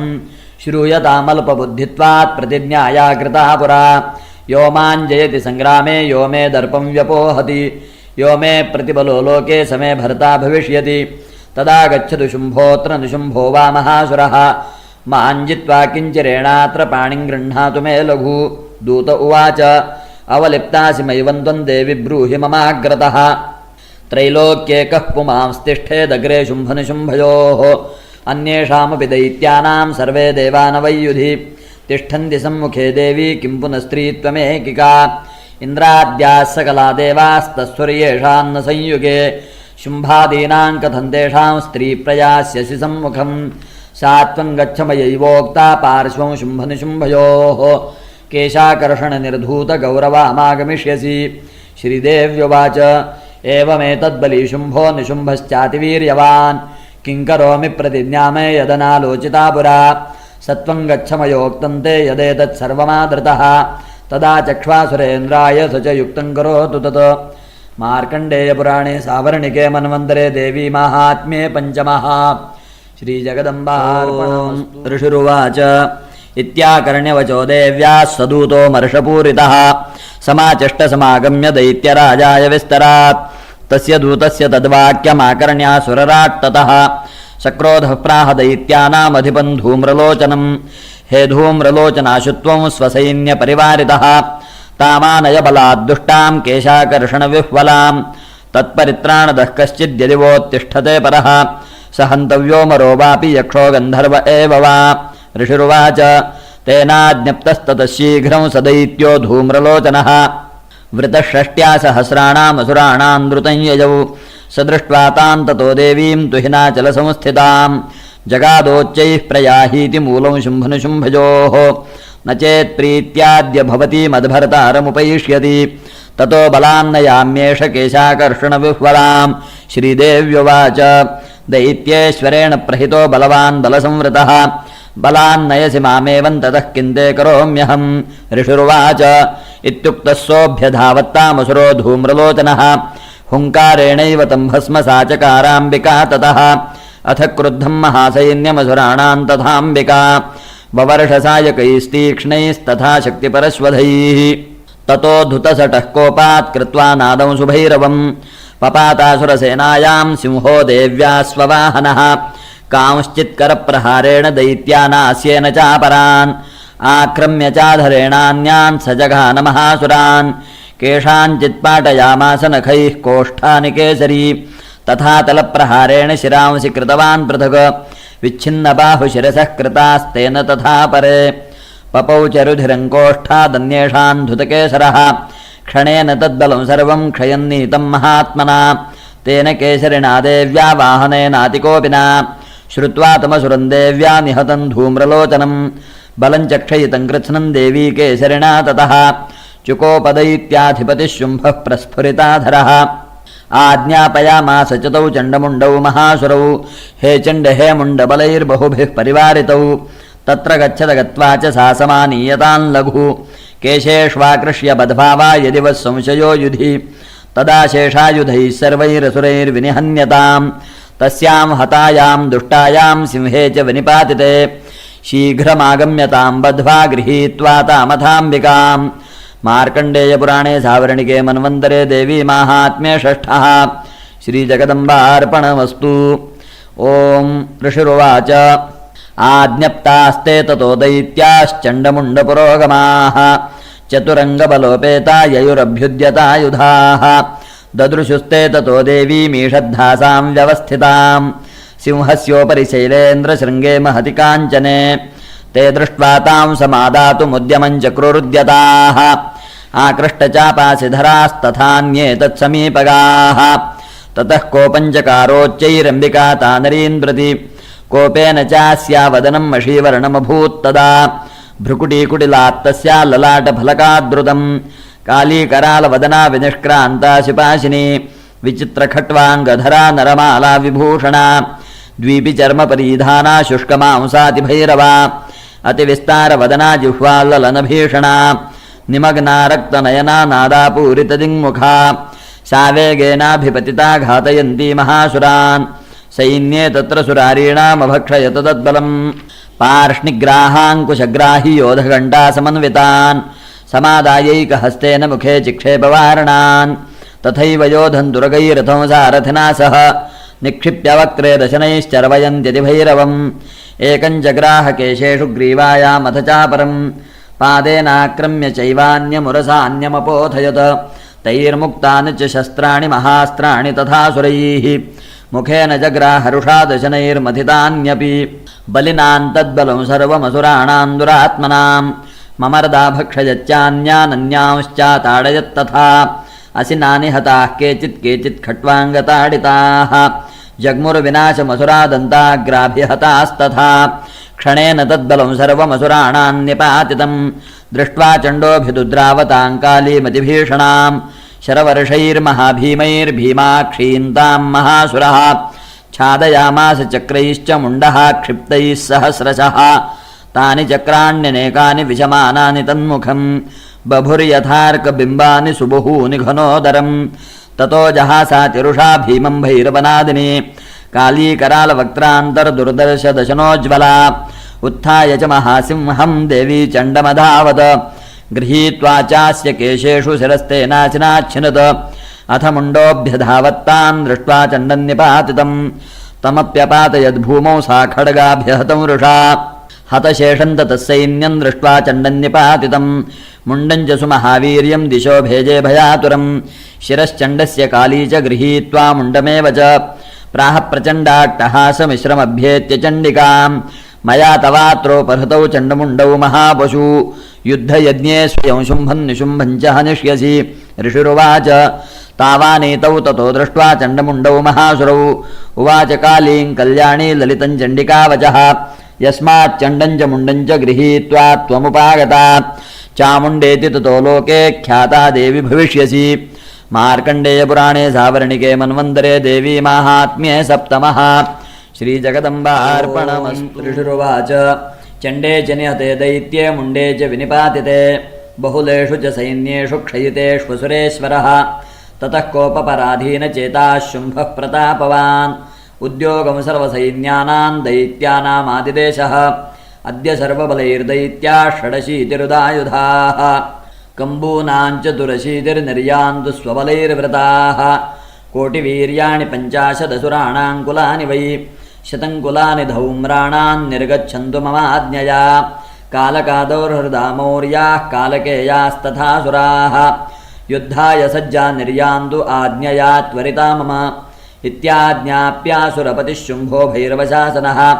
निर्जगाममहासैन्यसहस्रैर्बहुभिर्वृतः आयान्तञ्चण्डिका दृष्ट्वा तत्सैन्यमतिभीषणं ज्याश्वनैः पूरयामास धरणी गगनान्तरं ततः सिंहो महानादमतीव कृतवान् नृप घण्टास्वनेन तन्नादमम्बिका चोपबृंहयत् धनुर्ज्यासिंहघण्टानां नादापूरितदिङ्मुखा निनादैर्भीषणैः काली जिज्ञे विस्तारितानना तन्निनादमुपश्रुत्य दैत्यसैन्यैश्चतुर्दिशं देवी सिंहस्तथा काली सरोषैः परिवारिताः एतस्मिन्नन्तरे भूपविनाशाय सुरद्विषां भवायामरसिंहानामतिवीर्यबलान्विताः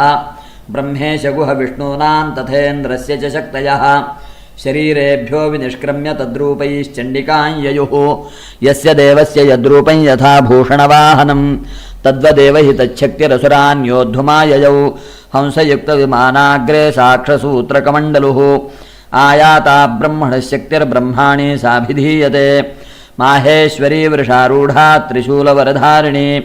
महाहिवलया प्राप्ता चन्द्ररेखा विभूषणा कौमारी शक्तिहस्ता च मयूरवरवाहना योद्धुमभ्याययौ दैत्या नम्बिका गुहरूपिणी तथैव वैष्णवी शक्तिर्गरुडोपरि संस्थिता शङ्खचक्रगदाशार्ङ्गखड्गहस्ताभ्युपाययौ यज्ञवाराहमतुलं रूपं या बिभ्रतो हरेः शक्तिः साप्याययौ तत्र वाराहीं बिभ्रती तनुं नारसिंही नृसिंहस्य बिभ्रती सदृशं वपुः प्राप्ता तत्र शटाक्षेपक्षिप्तनक्षत्रसंहतिः वज्रहस्ता तथैव इन्द्री गजराजोपरि स्थिता प्राप्ता सहस्रनयना यथा शक्रस्तथैव सा ततः परिवृतस्ताभिरीशानो देवशक्तिभिः हन्यन्तामसुराः शीघ्रं मम प्रीत्याह चण्डिकां ततो देवी शरीरात्तु विनिष्क्रान्तातिभीषणा चण्डिका शक्तिरत्युग्रा शिवा शतनिनादिनी सा चाह धूम्रजटिलमीशानमपराजिता दूतत्वं गच्छ भगवन् पार्श्वं शुम्भनिशुम्भयोः ब्रूहि शुम्भन्निशुम्भं च दानवावतिगर्वितौ ये चान्ये दानवास्तत्र युद्धाय समुपस्थिताः त्रैलोक्यमिन्द्रो लभतां देवाः सन्तु हविर्भुजः यूयं प्रयातपातालं यदि जीवितुमिच्छथ बलावलेपादथ चेद्भवन्तो युद्धकाङ्क्षिणः तदा गच्छत तृप्यन्तु मच्छिवाः पिशितेन वः यतो नियुक्तो दौत्येन तया देव्या शिवः स्वयं शिवदूतीति लोकेऽस्मिंस्ततः सा ख्यातिमागता तेऽपि श्रुत्वा वचो देव्याः शर्वाख्यातं महासुराः अमर्षा पूरिता जग्मुर्यत्र कात्यायनी स्थिता ततः प्रथममेवाग्रे शरशक्तिरिष्टिवृष्टिभिः ववर्षुरुद्धतामर्षास्तान् देवीममरारयः सा च तान् प्रहितान् बाणान् शूलशक्तिपरश्वधान् चिच्छेदलीलजाधमातधनुर्मुक्तैर्महेषुभिः तस्याग्रतस्तथा काली शूलपातविदारितान् खट्वाङ्गपोथितांश्चारीन् कुर्वती व्यचरत्तदा कमण्डलुजलाक्षेपहतवीर्यान् हतौजसः ब्रह्माणी चाकरोच्छत्रून् येन येन स्मधावति माहेश्वरी त्रिशूलेन तथा चक्रेण वैष्णवी दैत्याञ्जघानकौमारी तथा शक्त्यातिकोपना ऐन्द्रीकुलिशपातेन शतशो दैत्यदानवाः पेतुर्विदारिताः पृथ्व्यां रुधिरौघप्रवर्षिणः तुण्डप्रहारविध्वस्तादंष्ट्राग्रक्षतवक्षसः वाराहमूर्त्यान्यपतंश्चक्रेण च विदारिताः नखैर्विदारितांश्चान्यान् भक्षयन्ती महासुरान् नारसिंही च चाराजौ नादापूर्णदिगम्बरा चण्डाट्टहासैरसुराः शिवदूत्यभिदूषिताः पेतुः पृथिव्यां पतितांस्तांश्च खादाथ सा तदा इति मातृगणं क्रुद्धं मर्दयन्तं महासुरान् दृष्ट्वाभ्युपायैर्विविधैर्नेषुर्देवारिसैनिकाः पलायनपरान् दृष्ट्वा दैत्यान् मातृगणार्दितान् योद्धुमभ्याययौ क्रुद्धो रक्तबीजो महासुरः रक्तबिन्दुर्यदा भूमौ पतत्यस्य शरीरतः समुत्पतति मेदिन्यान् तत्प्रमाणस्तदासुरः युयुधे स गदापाणिरिन्द्रशक्त्या महासुरः ततश्चैन्द्री स्ववज्रेण रक्तबीजमताडयत् कुलिशेनाहतस्याशु बहु शुश्रावशोणितं समुत्तस्थुस्ततो योधास्तद्रूपास्तत्पराक्रमाः यावन्तः पतितास्तस्य शरीराद्रक्तबिन्दवः तावन्तः पुरुषा जातास्तद्वीर्यबलविक्रमाः ते चापि युयुधुस्तत्र पुरुषा रक्तसम्भवाः समं मातृभिरत्युग्रशस्त्रपातादिभीषणं पुनश्च वज्रपातेन क्षतमस्य शिरो यदा पवाहरक्तं पुरुषास्ततो जाताः सहस्रशः वैष्णवी समरे चैनं चक्रेणाभिजघानः गदया ताडयामास ऐन्द्रीतमसुरेश्वरं वैष्णवी चक्रभिन्नस्य रुधिरस्रावसम्भवैः सहस्रशो जगद्व्याप्तं तत्प्रमाणैर्महासुरैः शक्त्या जघानकौमारी वाराही च तथासिना माहेश्वरी त्रिशूलेन रक्तबीजं महासुरं स चापि कदया दैत्यः सर्वा एवाहनत्पृथक् मातृः कोपसमाविष्टो रक्तबीजो महासुरः तस्या हतस्य बहुधा शक्तिशूलादिभिर्भुवि पपातयो वै रक्तौघस्तेनासञ्छतशोऽसुराः तैश्चासुरासृक्सम्भूतैरसुरैः सकलं जगत् व्याप्तमासीत्ततो देवा भयमाजग्मुरुत्तमम्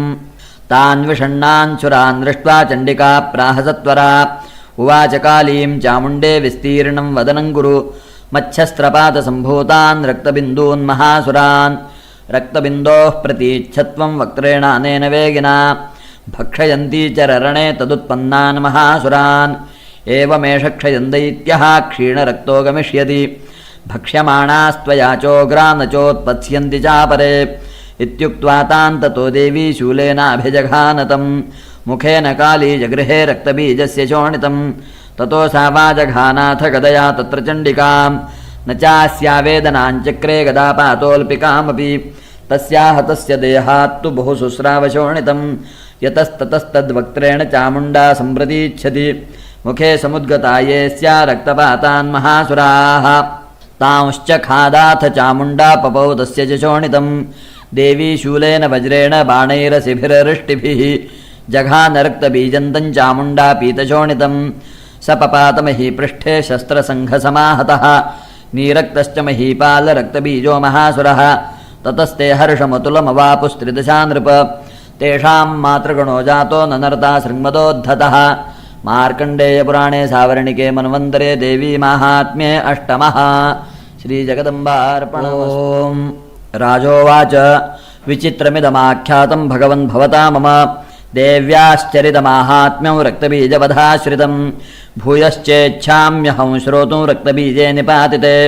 चकारशुम्भो यत्कर्म निशुम्भश्चातिकोपनः ऋषिरुवाच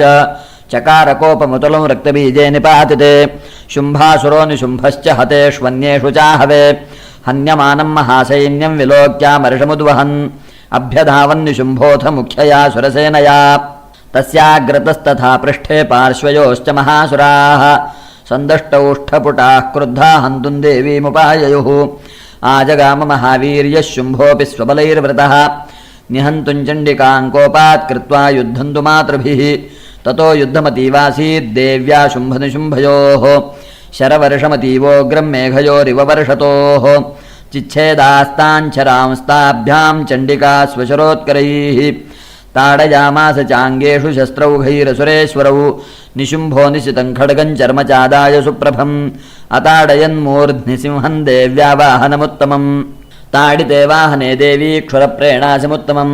निशुम्भस्याशु चिच्छेदचर्मचाप्यष्टचन्द्रकं छिन्ने चर्मणि खड्गे च शक्तिं चिक्षेपसोऽसुरः तामप्यस्य द्विधा चक्रे चक्रेणाभिमुखागताम् कोपाधमातो निशुम्भोऽथ शूलं जग्राहदानवः आयातं मुष्टिपातेन देवी तच्चाप्यचूर्णयत् आविध्याथ गदांसोऽपि चिक्षेप चण्डिकां प्रति सापि देव्या त्रिशूलेन भिन्ना भस्मत्वमागता ततः परशुहस्तन्तमायान्तं दैत्यपुङ्गवम् आहत्य देवी बाणौघैरपातयत भूतले तस्मिन् निपतिते भूमौ निशुम्भे भीमविक्रमे भ्रातर्यतीव संक्रुद्धः प्रययौ हन्तुमम्बिकाम् सरथस्थस्तथात्युच्चैर्गृहीत परमायुधैः भुजैरष्टाभिरतुलैर्व्याप्याशेषं बभौ नभः तमायान्तं समालोक्य देवी शङ्खमवादयत् जाशब्दं चापि धनुषश्चकारातीव दुस्सहं पूरयामास ककुभो निजघण्टास्वनेन च समस्तदैत्यसैन्यानां तेजोवधविधायिना ततः सिंहो महानादैस्त्याजिते भमहामदैः पूरयामास गगनं गान्तथैव दिशो दश ततः काली समुत्पत्य गगनं क्ष्मामताडयत् कराभ्यान्तन्यनादेन प्राक्स्वनास्ते तिरोहिताः चण्डाट्टहासमशिवं शिवदूती चकारः तैः शब्दैरसुराश्रे सुशुम्भः कोपं परं ययौ दुरात्मंस्तिष्ठतिष्ठेति व्याजहाराम्बिका यदा तदा जयेत्यभिहितं देवैराकाशसंस्थितैः शुम्भेनागत्य या शक्तिर्मुक्ता ज्वालातिभीषणा आयान्तीवह्नि कूटाभासा निरस्तामहोल्कया सिंहनादेन शुम्भस्य व्याप्तं लोकत्रयान्तरं निर्घातनिस्वनो घोरो जितवानवनीपते शुम्भमुक्ताञ्छरान् देवी शुम्भस्तत्प्रहिताञ्छरान् चिच्छेदस्वशरैरुग्रैः शतशोथसहस्रशः। ततः सा चण्डिका क्रुद्धा शूलेनाभिजघानतं। स तदाभिहतो भूमौ मूर्छितो निपपातः। ततो निशुम्भः सम्प्राप्य चेतनामात्तकारमुकः आजघान शरैर्देवीं कालीं केसरिणं तथा। पुनश्च कृत्वा बाहूनामयुतं दनुजेश्वरः चक्रायुधेन दितिजश्छादयामास चण्डिकां। ततो भगवती क्रुद्धा दुर्गा दुर्गार्तिनाशिनी चिच्छेदतानि चक्राणि स्वशरैः सायकांश्च। ततो निशुम्भो वेगेन गदामादाय चण्डिकाम् अभ्यधावत वै हन्तुं दैत्यसेना समावृतः। तस्या पतत एवाशु गदाञ्चिच्छेदचण्डिका खड्गेन शितधारेण स च शूलं समाददे। शूलहस्तं समायान्तं निशुम्भममरार्दनं हृदि विव्याधशूलेन वेगाविद्धेन चण्डिका। भिन्नस्य तस्य शूलेन हृदयान्निःसृतोपरः महाबलो महावीर्यस्तिष्ठेति पुरुषो वदन्। तस्य निष्क्रामतो देवी प्रहस्य स्वनवत्ततः शिरश्चिच्छेदखड्गेन ततो सा वपतद्भुवि। ततः सिंहश्च खादोग्रं दंष्ट्राक्षुण्णशिरोधरान् असुरांस्तांस्तथा काली शिवदूती तथा परान्। कौमारी शक्तिनिर्भिन्नाः केचिन्नेषुर्महासुराः ब्रह्माणि मन्त्रपूतेन तोयेनान्ये निराकृताः। माहेश्वरी त्रिशूलेन भिन्नाः पेतुस्तथा परे वाराही तुण्डघातेन केचिच्चूर्णीकृता भुवि। खण्डं खण्डं च चक्रेण वैष्णव्या दानवाः कृताः वज्रेण चैन्द्रियहस्ताग्रविमुक्तेन तथा परे केचिद्विनेषुरसुराः केचिन्नष्टा महाहवाद् भक्षिताश्चापरे काली शिवदूती मृगाधिपैः। मार्कण्डेयपुराणे सावर्णिके मन्वन्तरे देवी माहात्म्ये नवमः। श्रीजगदम्बार्पणमस्तु। ॐ ऋषिरुवाच निशुम्भन्निहतं दृष्ट्वा भ्रातरं प्राणसंयतं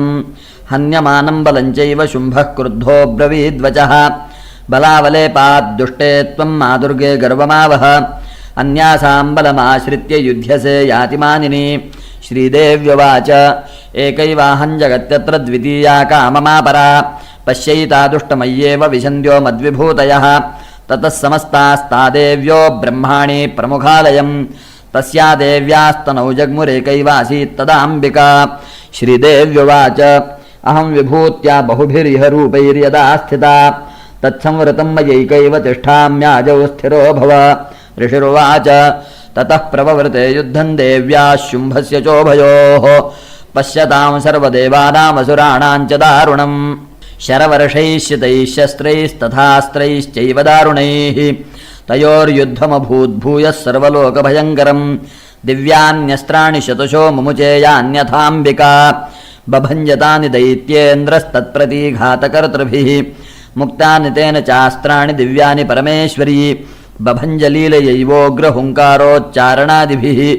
ततः शरशतैर्देवीमाच्छादयतसोऽसुरः। सापि तत्कुपिता देवी धनुश्चिच्छेदचेषुभिः छिन्ने धनुषि दैत्येन्द्रस्तथा शक्तिमथा ददे। चिच्छेददेवी चक्रेण तामप्यस्य करे स्थितां ततः खड्गमुपादाय शतचन्द्रं च भानुमत् अभ्यधावत्तदा देवीं दैत्यानामधिपेश्वरः। तस्यापतत एवाशु खड्गं चिच्छेदचण्डिका धनुर्मुक्तैः शितैर्बाणैश्चर्मचार्ककरामलं हताश्वस्य तदा दैत्यश्छिन्नधन्वा विसारथिः जग्राहमुद्गरङ्घोरमम्बिका निधनोद्यतः। चिच्छेदापततस्तस्य मुद्गरं निशितैः शरैः तथापि सोऽभ्यधावत्तां मुष्टिमुद्यम्य वेगवान् समुष्टिं पातयामास हृदये दैत्यपुङ्गवः। देव्यास्तञ्चापि सा देवी तलेनोरस्य ताडयत् तलप्रहाराभिहतो निपपातमहीतले। स दैत्यराजः सहसा पुनरेव तथोत्थितः उत्पत्य च प्रगृह्योच्चैर्देवीं गगनमास्थितः। तत्रापि सा निराधारा युयुधे तेन चण्डिका नियुद्धङ्खे तदा दैत्यश्चण्डिका च परस्परं चक्रतुः प्रथमं सिद्धमुनिविस्मयकारकं। ततो नियुद्धं सुचिरं कृत्वा तेनाम्बिका सह उत्पात्य भ्रामयामास चिक्षेपधरणीतले। सक्षिप्तो धरणीं प्राप्य मुष्टिमुद्यम्य वेगितः अभ्यधावत दुष्टात्मा चण्डिका निधनेच्छया। तमायान्तं ततो देवी सर्वदैत्यजनेश्वरं जगत्यां पातयामास भित्त्वा शूलेन वक्षसि। स गता सुःपपातोर्व्यां देवी शूलाग्रविक्षतः चालयन् सकलां पृथ्वीं साब्धिद्वीपां सपर्वतां। ततः प्रसन्नमखिलं हते तस्मिन् दुरात्मनि जगत्स्वास्थ्यमतीवाप निर्मलं चाभवन्नभः। उत्पातमेघाः सोल्काये प्रागासंस्ते शमय्ययुः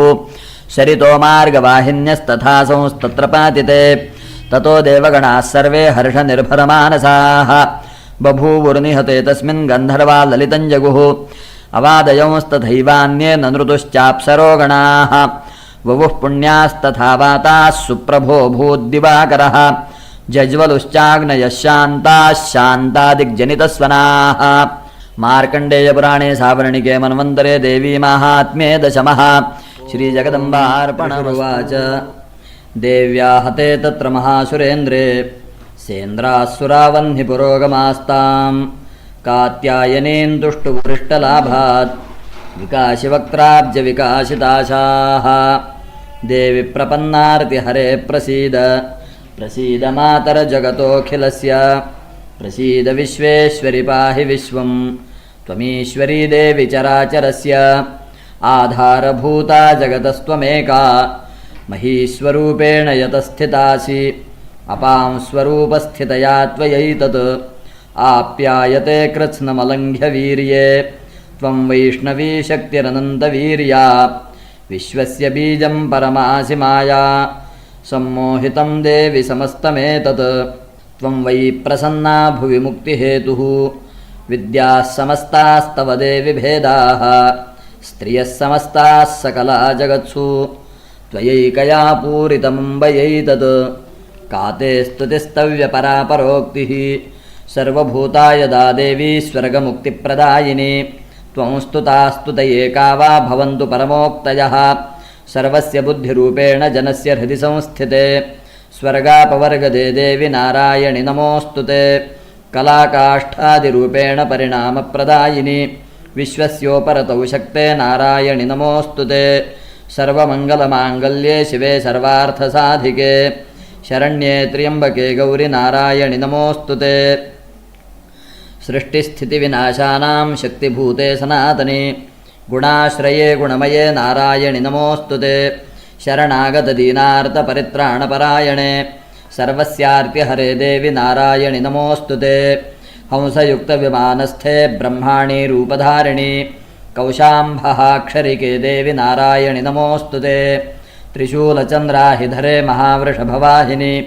माहेश्वरीस्वरूपेण नारायणि नमोऽस्तु ते मयूरकुक्कुटवृते महाशक्तिधरे नघे कौमारीरूपसंस्थाने नारायणि नमोऽस्तु ते शङ्खचक्रगदाशार्ङ्गगृहीतपरमायुधे प्रसीद वैष्णवीरूपे नारायणि नमोऽस्तु ते गृहीतोऽग्रमहाचक्रे दंष्ट्रोद्धृतवसुन्धरे वराहरूपिणि शिवे नारायणि नमोऽस्तु ते नृसिंहरूपेणोग्रेण हन्तुन्दैत्याङ्कृतोद्यमे त्रैलोक्यत्राणसहिते नारायणि नमोऽस्तु ते किरीटिनि महावज्रे सहस्रनयनोज्ज्वले वृत्रप्राणहरे चैन्द्रि नारायणि नमोऽस्तु ते शिवदूतीस्वरूपेण हतदैत्यमहाबले घोररूपे महारावे नारायणि नमोऽस्तु ते दंष्ट्राकरालवदने शिरोमालाविभूषणे चामुण्डे मुण्डमथने नारायणि नमोऽस्तु ते लक्ष्मीलज्जे महाविद्ये श्रद्धे पुष्टिस्वधे ध्रुवे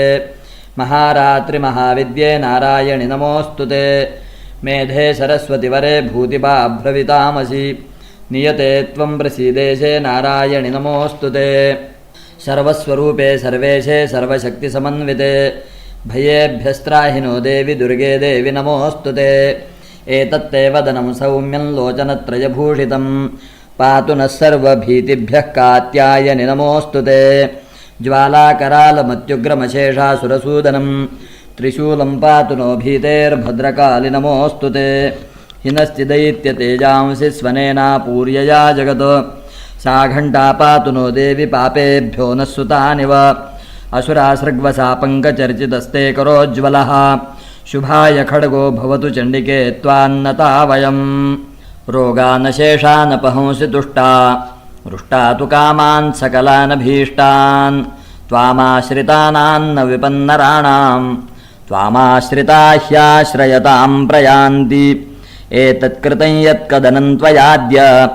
धर्मद्विषान् देवि महासुराणां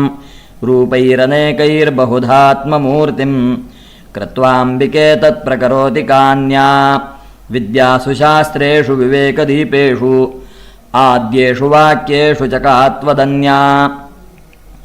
ममत्वगर्तेति महान्धकारे बिभ्रामयत्येतदतीव विश्वम् रक्षांसि यत्रोग्रविषाश्च नागाः यत्रारयोदस्युबलानि यत्र दावानलो यत्र तथाब्धिमध्ये तत्र स्थिता त्वं परिपासि विश्वम् विश्वेश्वरि त्वं परिपासि विश्वम् विश्वात्मिका धारयसीति विश्वम् विश्वेशवन्द्या भवती भवन्ति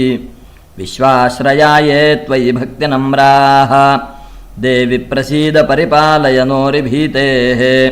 नित्यं यथासुरवधादधुनैव सद्यः पापानि सर्वजगतां प्रशमन्नयाशु उत्पातपाकजनितांश्च महोपसर्गान् प्रणतानां प्रसीदत्वं देवि विश्वार्तिहारिणि त्रैलोक्यवासिनामीड्ये लोकानां वरदा भव श्रीदेव्युवाच वरदाहं सुरगणा वरयन्मनसेच्छथ तं वृणुध्वं प्रयच्छामि जगतामुपकारकं देवा ऊचुः सर्वाबाधाप्रशमनं त्रैलोक्यस्याखिलेश्वरी एवमेव त्वया कार्यमस्मद्वैर्विनाशनं श्रीदेव्युवाच वैवस्वतेन्दरे प्राप्ते 28मे युगे शुम्भो निशुम्भश्चैवान्या उत्पत्स्येते महासुरौ नन्दगोपगृहे जाता यशोदा गर्भसम्भवा ततस्तौ नाशयिष्यामि विन्ध्याचलनिवासिनी पुनरप्यतिरौद्रेण रूपेण पृथिवीतले अवतीर्य हनिष्यामि वै प्रचित्तांस्तु दानवान् भक्षयन्त्याश्च तानुग्रान् वै प्रचित्तान् महासुरान् रक्तादन्ता भविष्यन्ति दाडिमी कुसुमोपमाः ततो मान् देवताः स्वर्गे मर्त्यलोके च मानवाः स्तुवन्तो व्याहरिष्यन्ति सततं रक्तदन्तिकां भूयश्च शतवार्षिक्यामनावृष्ट्यामनम्भसि मुनिभिः संस्तुता भूमौ सम्भविष्याम्ययो निजा ततश्च तेन नेत्राणान् निरीक्षिष्यामि यन्मुनीन् कीर्तयिष्यन्ति मनुजाः शताक्षीमिति मां ततः ततोऽहमखिलं लोकमात्मदेहसमुद्भवैः भरिष्यामि सुराः शाकैरावृष्टेः प्राणधारकैः शाकम्भरीति विख्यातिं तदा यास्याम्यहं भुवि तत्रैव च वधिष्यामि दुर्गमाख्यं महासुरं दुर्गादेवीति विख्यातं तन्मे नाम भविष्यति पुनश्चाहं यदा भीमं रूपं कृत्वा हिमाचले रक्षांसि भक्षयिष्यामि मुनीनां त्राणकारणात् तदा मां मुनयः सर्वे स्तोष्यन्त्या नम्रमूर्तयः भीमादेवीति विख्यातं तन्मे नाम भविष्यति यदा ऋणाख्यस्त्रैलोक्ये महाबाधां करिष्यति तदाहं भ्रामरं रूपं कृत्वा सङ्ख्येय षट्पदम् त्रैलोक्यस्य हितार्थाय वधिष्यामि महासुरं भ्रामरीति जमान् लोकास्तदा स्तोष्यन्ति सर्वतः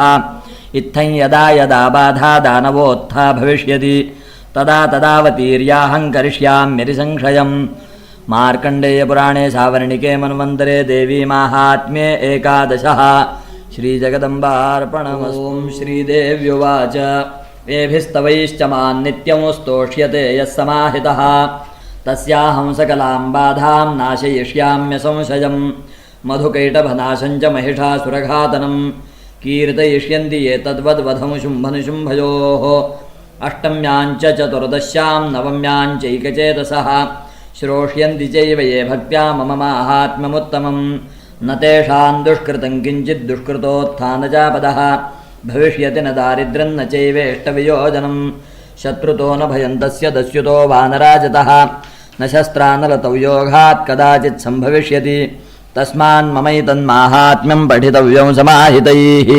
श्रोतव्यं च सदा भक्त्या परं स्वस्त्ययनो हि तत् उपसर्गान् शेषांस्तु महामारी समुद्भवान् तथा त्रिविधमुत्पातं माहात्म्यं शमयेन्मम यत्रैतत्पठ्यते सम्यक् नित्यमायतने मम सदा न तद्विमोक्ष्यामि सान्निध्यं तत्र मे स्थितं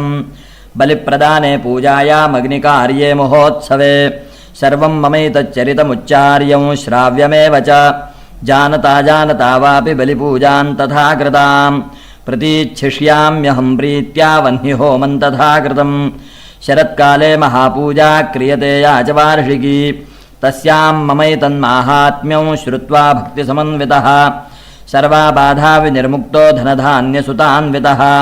मनुष्यो मत्प्रसादेन भविष्यति न संशयः श्रुत्वा ममैतन्माहात्म्यं तथा चोत्पत्तयः शुभाः पराक्रमं च युद्धेषु जायते निर्भयः पुमान् रिपवः संक्षयं यान्ति कल्याणं चोपपद्यते नन्दते च खलु पुंसां माहात्म्यं मम शृण्वतां शान्तिकर्मणि सर्वत्र तथा दुःस्वप्नदर्शने ग्रहपीडासु चोग्रासु माहात्म्यं शृणुयान्मम उपसर्गाश्च मय्यान्ति ग्रहपीडाश्च दारुणाः दुःस्वप्नं च निर्भिर्दृष्टं सुस्वप्नमुपजायते बालग्रहाभिभूतानां बालानां शान्तिकारकं सङ्घातभेदे चन्द्रणां मैत्रीकरणमुत्तमं दुर्वृत्तानामशेषाणां बलहानिकरं परं रक्षोभूतपिशाचानां पठनादेवनाशनं सर्वं ममैतन्माहात्म्यं मम सन्निधिकारकं पशुपुष्पार्घ्यधूपैश्च गन्धदीपैस्तथोत्तमैः विप्राणां भोजनैर्होमैः प्रोक्षणीयैरहर्निशम् अन्यैश्च विविधैर्भोगैः प्रदानैर्वत्सरेण या प्रीतिर्मे क्रियते सास्मिन् सकृत्सु चरिते श्रुते श्रुतं हरति पापानि तथारोग्यं प्रयच्छति रक्षां करोति भूतेभ्यो जन्मनां कीर्तनं मम युद्धेषु चरितं यन्मे दुष्टदैत्यनिबर्हणं तस्मिन् श्रुते वैरिकृतं भयं पुंसान्न जायते युष्माभिस्तुतयो याश्च ब्रह्मर्षिभिः कृताः ब्रह्मणा च कृतास्तास्तु प्रयच्छन्ति शुभां मतिम् अरण्ये प्रान्तरे वापि दावाग्निपरिवारितः दस्युभिर्वावृतशून्ये गृहीतो वापि शत्रुभिः सिंहव्याघ्रानुयातो वा वने वा वनहस्तिभिः राज्ञा क्रुद्धेन चाज्ञप्तो वध्यो बन्धगतोऽपि वा आघूर्णितो वा वातेन स्थितः पोते महार्णवे पतत्सु चापि शस्त्रेषु सङ्ग्रामे भृशदारुणे सर्वाबाधासु घोरासु वेदनाभ्यर्दितोऽपि वा स्मरन्ममैतच्चरितं नरो मुच्येत सङ्कटात् मम प्रभावात् सिंहाद्यादस्य वो वैरिणस्तथा दूरादेव पलायन्ते स्मरतश्चरितं मम ऋषिरुवाच इत्युक्त्वा सा भगवती चण्डिका चण्डविक्रमा पश्यतामेव देवानां तत्रैवान्तरधीयत तेऽपि देवानिरातङ्काः स्वाधिकारान्यथा पुरा यज्ञभागभुजः सर्वे चक्रुर्विनिहतारयः दैत्याश्च देव्या निहते शुम्भे देवरिपौ युधि जगद्विध्वंसिनि तस्मिन् महोग्रे तुलविक्रमे निशुम्भे च महावीर्ये शेषाः पातालमाययुः एवं भगवती देवी सा नित्यापि पुनः पुनः सम्भूय कुरुते भूप जगतः परिपालनं तयैतन्मोह्यते विश्वं सैव विश्वं प्रसूयते सा याचिता च विज्ञानं तुष्टा रद्धिं प्रयच्छति व्याप्तं तयैतत्सकलं ब्रह्माण्डं मनुजेश्वर महाकाल्या महाकाले महामारी स्वरूपया सैव काले महामारी सैव सृष्टिर्भवत्यजा स्थितिं करोति भूतानां सैव काले सनातनी भवकाले नृणां सैव लक्ष्मीर्वृद्धिप्रदा गृहे सैवाभावे तथा लक्ष्मीर्विनाशायोपजायते स्तुता सम्पूजिता पुष्पैर्धूपगन्धादिभिस्तथा ददाति वित्तं पुत्रांश्च मतिं धर्मे गतिं शुभां मार्कण्डेयपुराणे सावर्णिके मन्वन्तरे देवी माहात्म्ये 12 श्रीजगदम्बार्पणमस्तु। ॐ ऋषिरुवाच एतत्ते कथितं भूपदेवी माहात्म्यमुत्तमम् एवं प्रभावा सा देवी ययेदन्धार्यते जगत् विद्या तथैव क्रियते भगवद्विष्णुमायया तया त्वमेष वैश्यश्च तथैवान्ये विवेकिनः मोह्यन्ते मोहिताश्चैव मोहमेष्यन्ति चापरे तामुपैहि महाराज शरणं परमेश्वरीम् आराधिता सैव नृणां भोगस्वर्गापवर्गदा। मार्कण्डेय उवाच इति तस्य वचः श्रुत्वा सुरथः स नराधिपः प्रणिपत्य महाभागं तमृषिं शंसितव्रतं निर्विण्णोति ममत्वेन राज्यापहरणेन च जगामसद्यस्तपसे स च वैश्यो महामुने सन्दर्शनार्थमम्बाया नदीपुलिनसंस्थितः स च वैश्यस्तपस्तेपे देवी सूक्तं परञ्जपन् तौ तस्मिन् पुलिने देव्याः कृत्वा मूर्तिं महीमयीम् अर्हणाञ्च क्रतुस्तस्याः पुष्पधूपाग्नितर्पणैः निराहारौ यताहारौ तन्मनस्कौ समाहितौ ददतुस्तौ बलिञ्चैव निजगात्रा सृकुक्षितम् एवं समाराधयतोस्त्रिभिर्वर्षैर्यतात्मनोः परितुष्टा जगद्धात्री प्रत्यक्षं प्राहचण्डिका। श्रीदेव्युवाच यत्प्रार्थ्यते त्वया भूपत्वया च कुलनन्दन मत्तस्तत्प्राप्यतां सर्वं परितुष्टा ददामि तत् मार्कण्डेय उवाच ततो वव्रे नृपो राज्यमविभ्रंश्यन्यजन्मनि अत्रैव च निजं राज्यं हतशत्रुबलं बलात् सोऽपि वैश्यस्ततो ज्ञानं वव्रे निर्विण्णमानसः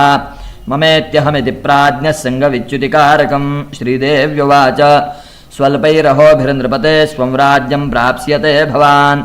हत्वा रिपूनस्खलितं तव तत्र भविष्यति मृतश्च भूयः सम्प्राप्य जन्मदेवाद्विवस्वतः सावर्णिको नाम मनुर्भवान् भुवि भविष्यति वैश्यवर्यत्वजायश्च वरोऽस्मत्तोऽभिवाञ्छितः तं प्रयच्छामि संसिद्ध्यै तव ज्ञानं भविष्यति मार्कण्डेय उवाच इति दत्त्वा तयोर्देवी यथाभिलषितं वरं बभूवान्तर्हिता सद्यो भक्त्या ताभ्यामभिष्टुता एवं देव्या वरं लब्ध्वा सुरथः क्षत्रियर्षभः सूर्याज्जन्मसमासाद्य सावर्णिर्भविता मनुः एवं देव्या वरं लब्ध्वा सुरथः क्षत्रियर्षभः सूर्याज्जन्मसमासाद्य सावर्णिर्भविता मनुः क्लीं ॐ श्रीमार्कण्डेयपुराणे सावर्णिके मन्वन्तरे देवी माहात्म्ये त्रयोदशः श्रीजगदम्बार्पणमष्टर्जिस्य सूक्तस्य वागाम्भृणी ऋषिः सच्चित्सुखात्मकः सर्वगतः परमात्मा देवता द्वितीयाया ऋचो जगति शिष्टानां त्रिष्टुप्छन्दः देवी माहात्म्यपाठे विनियोगः ॐ अहं रुद्रेभिर्वसुभिश्चराम्यहमादित्यैरुतविश्वदेवैः अहं मित्रावरुणो भा बिभर्म्यहमिन्द्राग्नी अहमश्विनोभा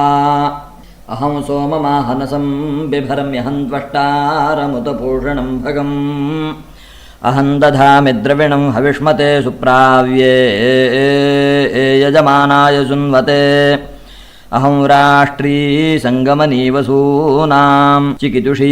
प्रथमा यज्ञियानां तां मा देवा व्यदधुः पुरुत्रा भूरिस्थात्रां भूर्या वेशयन्तीं मयासो अन्नमत्तियो विपश्यति यः प्राणिति य ईं शृणोत्युक्तम् अमन्तवो मान्त उपक्षियन्ति श्रुधिश्रुतश्रद्धिवन्ते वदामि अहमेव स्वयमिदं वदामि जुष्टं देवेभिरुतमानुषेभिः यं कामयेतन्तमुग्रं गृणोमि तं ब्रह्माणन्तमृषिन्तं सुमेधाम् अहं रुद्राय धनुरातनोमि ब्रह्मद्विषे शरवे हन्तवा उ अहञ्जनाय समदं गृणोम्यहन्द्या पृथिवी आविवेश अहं सुवे पितरमस्य मूर्धन्ममयो निरप्स्वा अन्तः समुद्रे ततो वितिष्ठे भुवनानुविश्वोतामून्द्यां वर्ष्मणोपस्पृशामि अहमेव वात इव प्रवाम्यारभमाणा भुवनानि विश्वा परो दिवा पर एना पृथिव्यै तावती महिना सम्बभूव ॐ अस्य श्रीसप्तशतीरहस्यत्रयस्य नारायणऋषिः अनुष्टुप्छन्दः महाकाली महालक्ष्मी महासरस्वत्यो देवताः सप्तशतीपाठान्ते जपे विनियोगः राजोवाच भगवन्नवतारा मे चण्डिकायास्त्वयोदिताः एतेषां प्रकृतिं ब्रह्मन् प्रधानं वक्तुमर्हसि आराध्यं यन्मया देव्या स्वरूपं येन च द्विज विधिना ब्रूहि सकलं यथावत् प्रणतस्य मे ऋषिरुवाच इदं रहस्यं परममनाख्येयं प्रचक्षते भक्तोऽसीति न मे किञ्चित्तवा वाच्यन्नराधिप सर्वस्याद्या महालक्ष्मीस्त्रिगुणा परमेश्वरी लक्ष्या लक्ष्यस्वरूपा सा व्याप्य कृत्स्नं व्यवस्थिता मातुलुङ्गं गदाङ्खेटं पानपात्रं च बिभ्रति नागं लिङ्गं च योनिं च बिभ्रति नृपमूर्धनि तप्तकाञ्चनवर्णाभा तप्तकाञ्चनभूषणा शून्यं तदखिलं स्वेन पूरयामास तेजसा शून्यं तदखिलं लोकं विलोक्य परमेश्वरी बभार परमं रूपं तमसा केवलेन हि सा भिन्नाञ्जनसङ्काशा दंष्ट्राङ्कितवरानना विशाललोचना नारी बभूव तनुमध्यमा खड्गपात्रशिरः खेटैरलङ्कृतचतुर्भुजा कबन्धहारं शिरसा बिभ्राणा हि शिरस्रजं सा प्रोवाच महालक्ष्मीं तामसी प्रमदोत्तमा नामकर्म च मे मातर्देहि तुभ्यं नमो नमः तां प्रोवाच महालक्ष्मीस्तामसीं प्रमदोत्तमां ददामि तव नामानि यानि कर्माणि तानि ते महामाया महाकाली महामारी क्षुधा तृषा निद्रा तृष्णा चैकवीरा कालरात्रिर्दुरत्यया इमानि तव नामानि प्रतिपाद्यानि कर्मभिः एभिः कर्माणि ते ज्ञात्वा योधीते सोऽश्नुते सुखम् तामित्युक्त्वा महालक्ष्मी स्वरूपमपरं नृप सत्त्वाख्येनातिशुद्धेन गुणेनेन्दुप्रभं दधौ अक्षमालाङ्कुशधरा वीणा पुस्तकधारिणी सा बभूव वरा नारी नामान्यस्यै च सा ददौ महाविद्या महावाणी भारती वाक्सरस्वती आर्या ब्राह्मी कामधेनुर्वेदगर्भा च धीश्वरी अथोवाच महालक्ष्मीर्महाकालीं सरस्वतीं युवाञ्जनयतां देव्यौ मिथुने स्वानुरूपतः इत्युक्त्वा ते महालक्ष्मीः ससर्ज मिथुनौ स्वयं हिरण्यगर्भौ रुचिरौ स्त्रीपुंसौ कमलासनौ ब्रह्मन् विधे विरिञ्चेति धातरित्याह तन्नरं श्रीः पद्मे कमले लक्ष्मीत्याह माता च तां स्त्रियं महाकाली भारती च मिथुने सृजतः सह एतयोरपि रूपाणि नामानि च वदामि ते नीलकण्ठं रक्तबाहुं श्वेताङ्गं चन्द्रशेखरं जनयामास पुरुषं महाकाली सितां स्त्रियं सरुद्रशङ्करस्थाणुः कपरदी च त्रिलोचनः त्रयी विद्या कामधेनुः सा स्त्री भाषाक्षरा स्वरा सरस्वती स्त्रियं गौरीं कृष्णं च पुरुषं नृप जनयामास नामानि तयोरपि वदामि ते विष्णुः कृष्णो ऋषिकेशो वासुदेवो जनार्दनः उमा गौरी सती चण्डी सुन्दरी सुभगा शिवा एवं युवतयः सद्यः पुरुषत्वं प्रपेदिरे चक्षुष्मन्तोऽनुपश्यन्ति नेतरे तद्विदो जनाः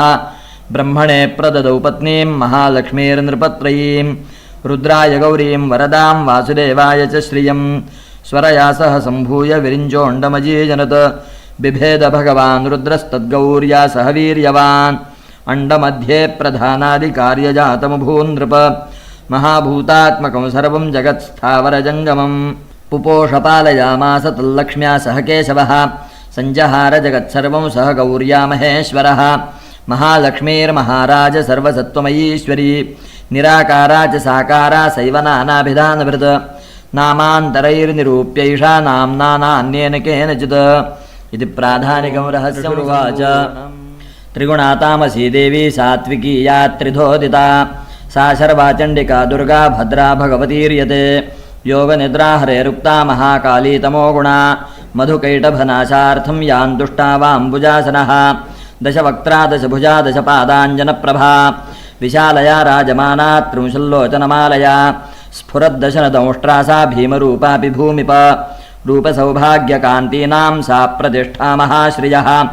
खड्गबाणगदाशूलचक्रशङ्खभुजुण्डिभृत परिघङ्कारमुखं शीर्षन्निश्चोदद्रुधिरं दधौ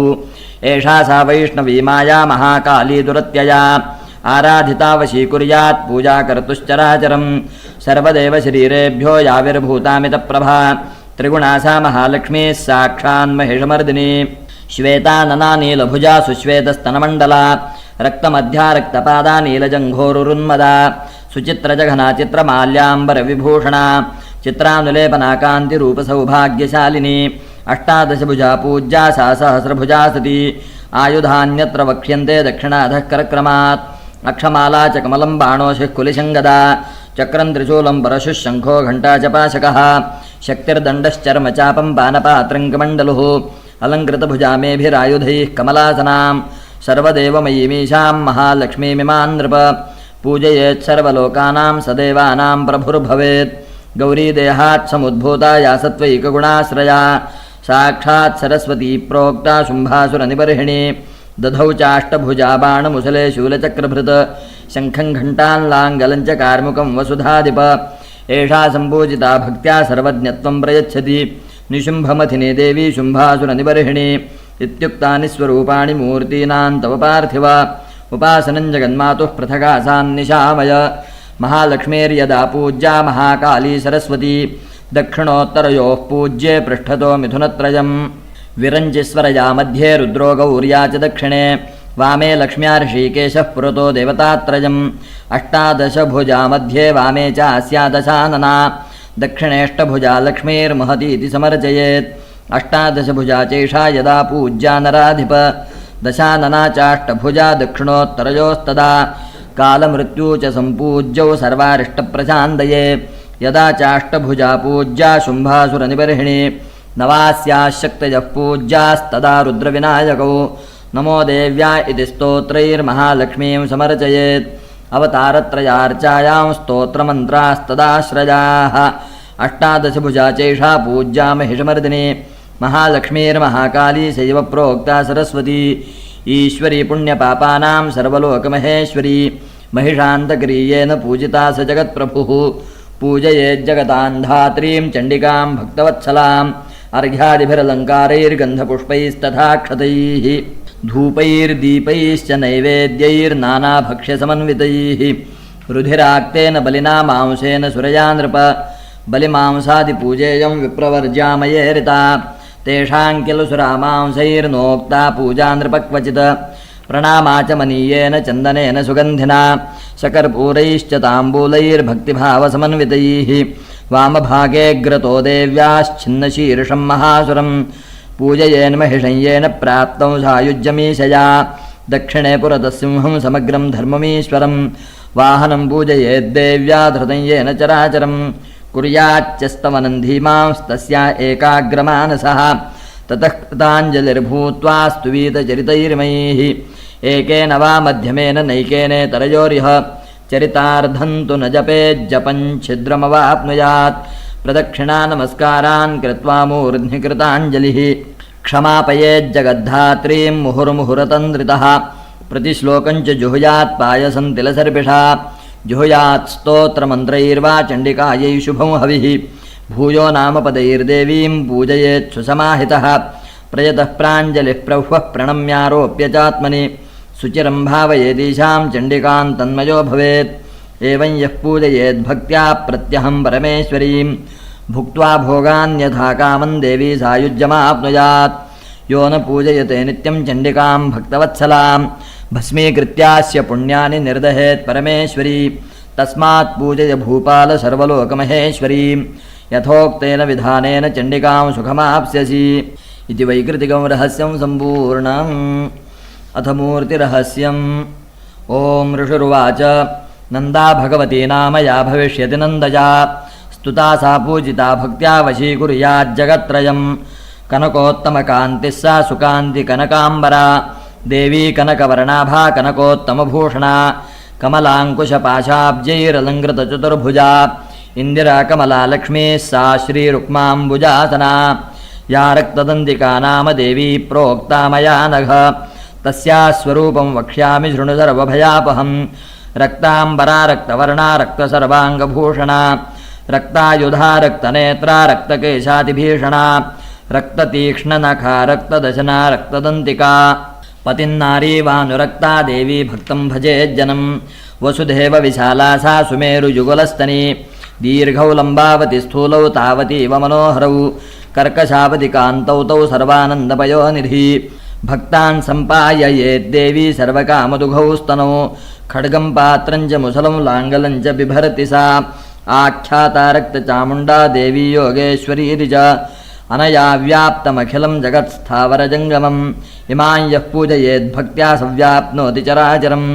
भुक्त्वा भोगान्यथा कामं देवी सायुज्यमाप्नुयात् अधीतेय इमन्नित्यं रक्तदन्त्या वपुस्तवं तं सा परिचरेद्देवी पतिं प्रियमिवाङ्गना शाकम्भरी नीलवर्णा नीलोत्पलविलोचना गम्भीरनाभिस्त्रिवली विभूषिततनूदरी सुकर्कशसमोत्तुङ्गवृत्तपीनघनस्तनी मुष्टिं शिलीमुखा पूर्णं कमलं कमलालया पुष्पपल्लवमूलादिफलाढ्यं शाकसञ्चयं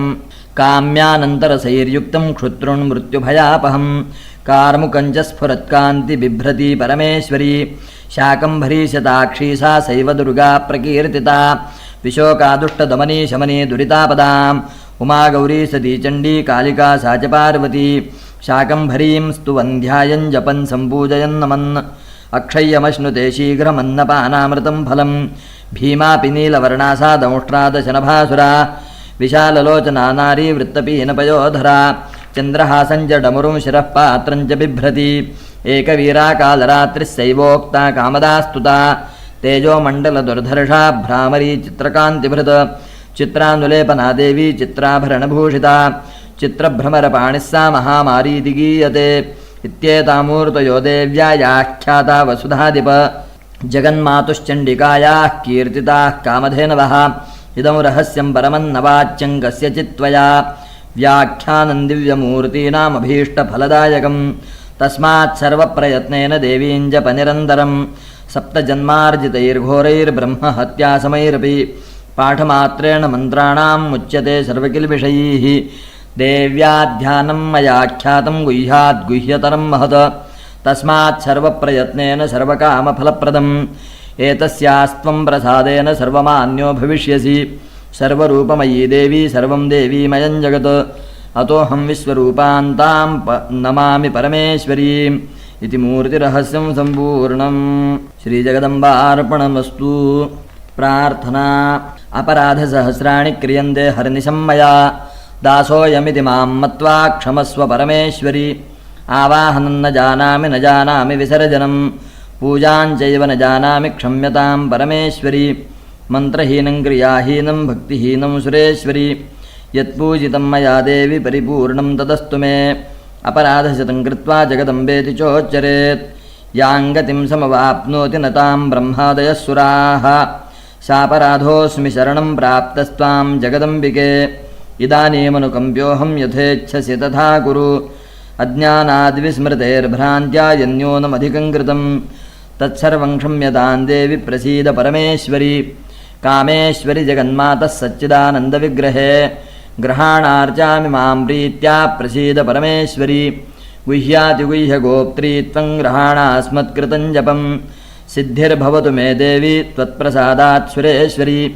यदक्षरपदभ्रष्टं मात्राहीनं च यद्भवेत् तत्सर्वं क्षम्यतां देवि प्रसीद परमेश्वरि। विसर्गबिन्दुमात्राश्च पदपादाक्षराणि च